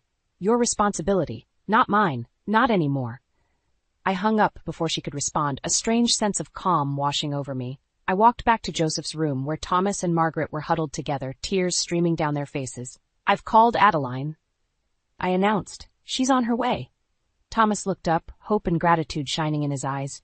Thank you, Evelyn. I don't know what we'd do without you. I shook my head. No, Thomas. This is the last time. I'm not staying. But... Margaret began, but I held up a hand. I'm sorry about Joseph, truly, but this isn't my life anymore. You all need to learn to handle your own problems without expecting me to swoop in and fix everything. I turned to leave, but Thomas caught my arm. Evelyn, please, we can work this out. We can be a family again. For a moment, I let myself imagine it, the life I'd once thought I wanted. But as I looked at Thomas, at Margaret, at little Emma in her carrier, I realized something profound. I didn't want that life anymore. I wanted my own. Goodbye, Thomas, I said softly, gently removing his hand from my arm. Take care of your family. I need to take care of myself now. As I walked out of the hospital, my phone buzzed with a news alert. I glanced at it, then stopped in my tracks. The headline read, Local model Adeline Hartley arrested for theft and fraud. I stared at the screen, a mix of emotions washing over me. Shock, anger, and then... relief. It was as if the last thread tying me to my old life had finally snapped. Weeks passed. I threw myself into my work, my jewelry designs gaining recognition in local artisan circles. I heard through the grapevine that Joseph had recovered, that Adeline was facing charges, that Thomas was struggling to balance his writing with single parenthood. But for the first time in years, I felt no obligation to step in and help. One sunny afternoon, as I was putting the finishing touches on a new necklace design, my doorbell rang. I opened it to find Claire standing there, a wide smile on her face. Get dressed, she announced. We're going out to celebrate. Celebrate what? I asked, bemused. She thrust a magazine into my hands. There, on the cover, was a photo of one of my necklaces, with the headline, Rising Star Evelyn Carter's unique jewelry designs take the art world by storm. As I stared at the cover, tears welling in my eyes, I felt a surge of pride and joy unlike anything I'd experienced before. This was my achievement, my dream realized. You did it, Ev, Claire said softly. You found yourself again. I nodded, unable to speak past the lump in my throat. As we headed out into the bright afternoon sun, I felt lighter than I had in years. The road ahead was still uncertain, but for the first time in a long time, I was excited to see where it might lead. My phone buzzed in my pocket. A text from Thomas. For a moment, I hesitated, then decisively switched it off. Whatever crisis he was facing, it wasn't mine to solve. My life was my own now, and I was finally truly free to live it on my own terms.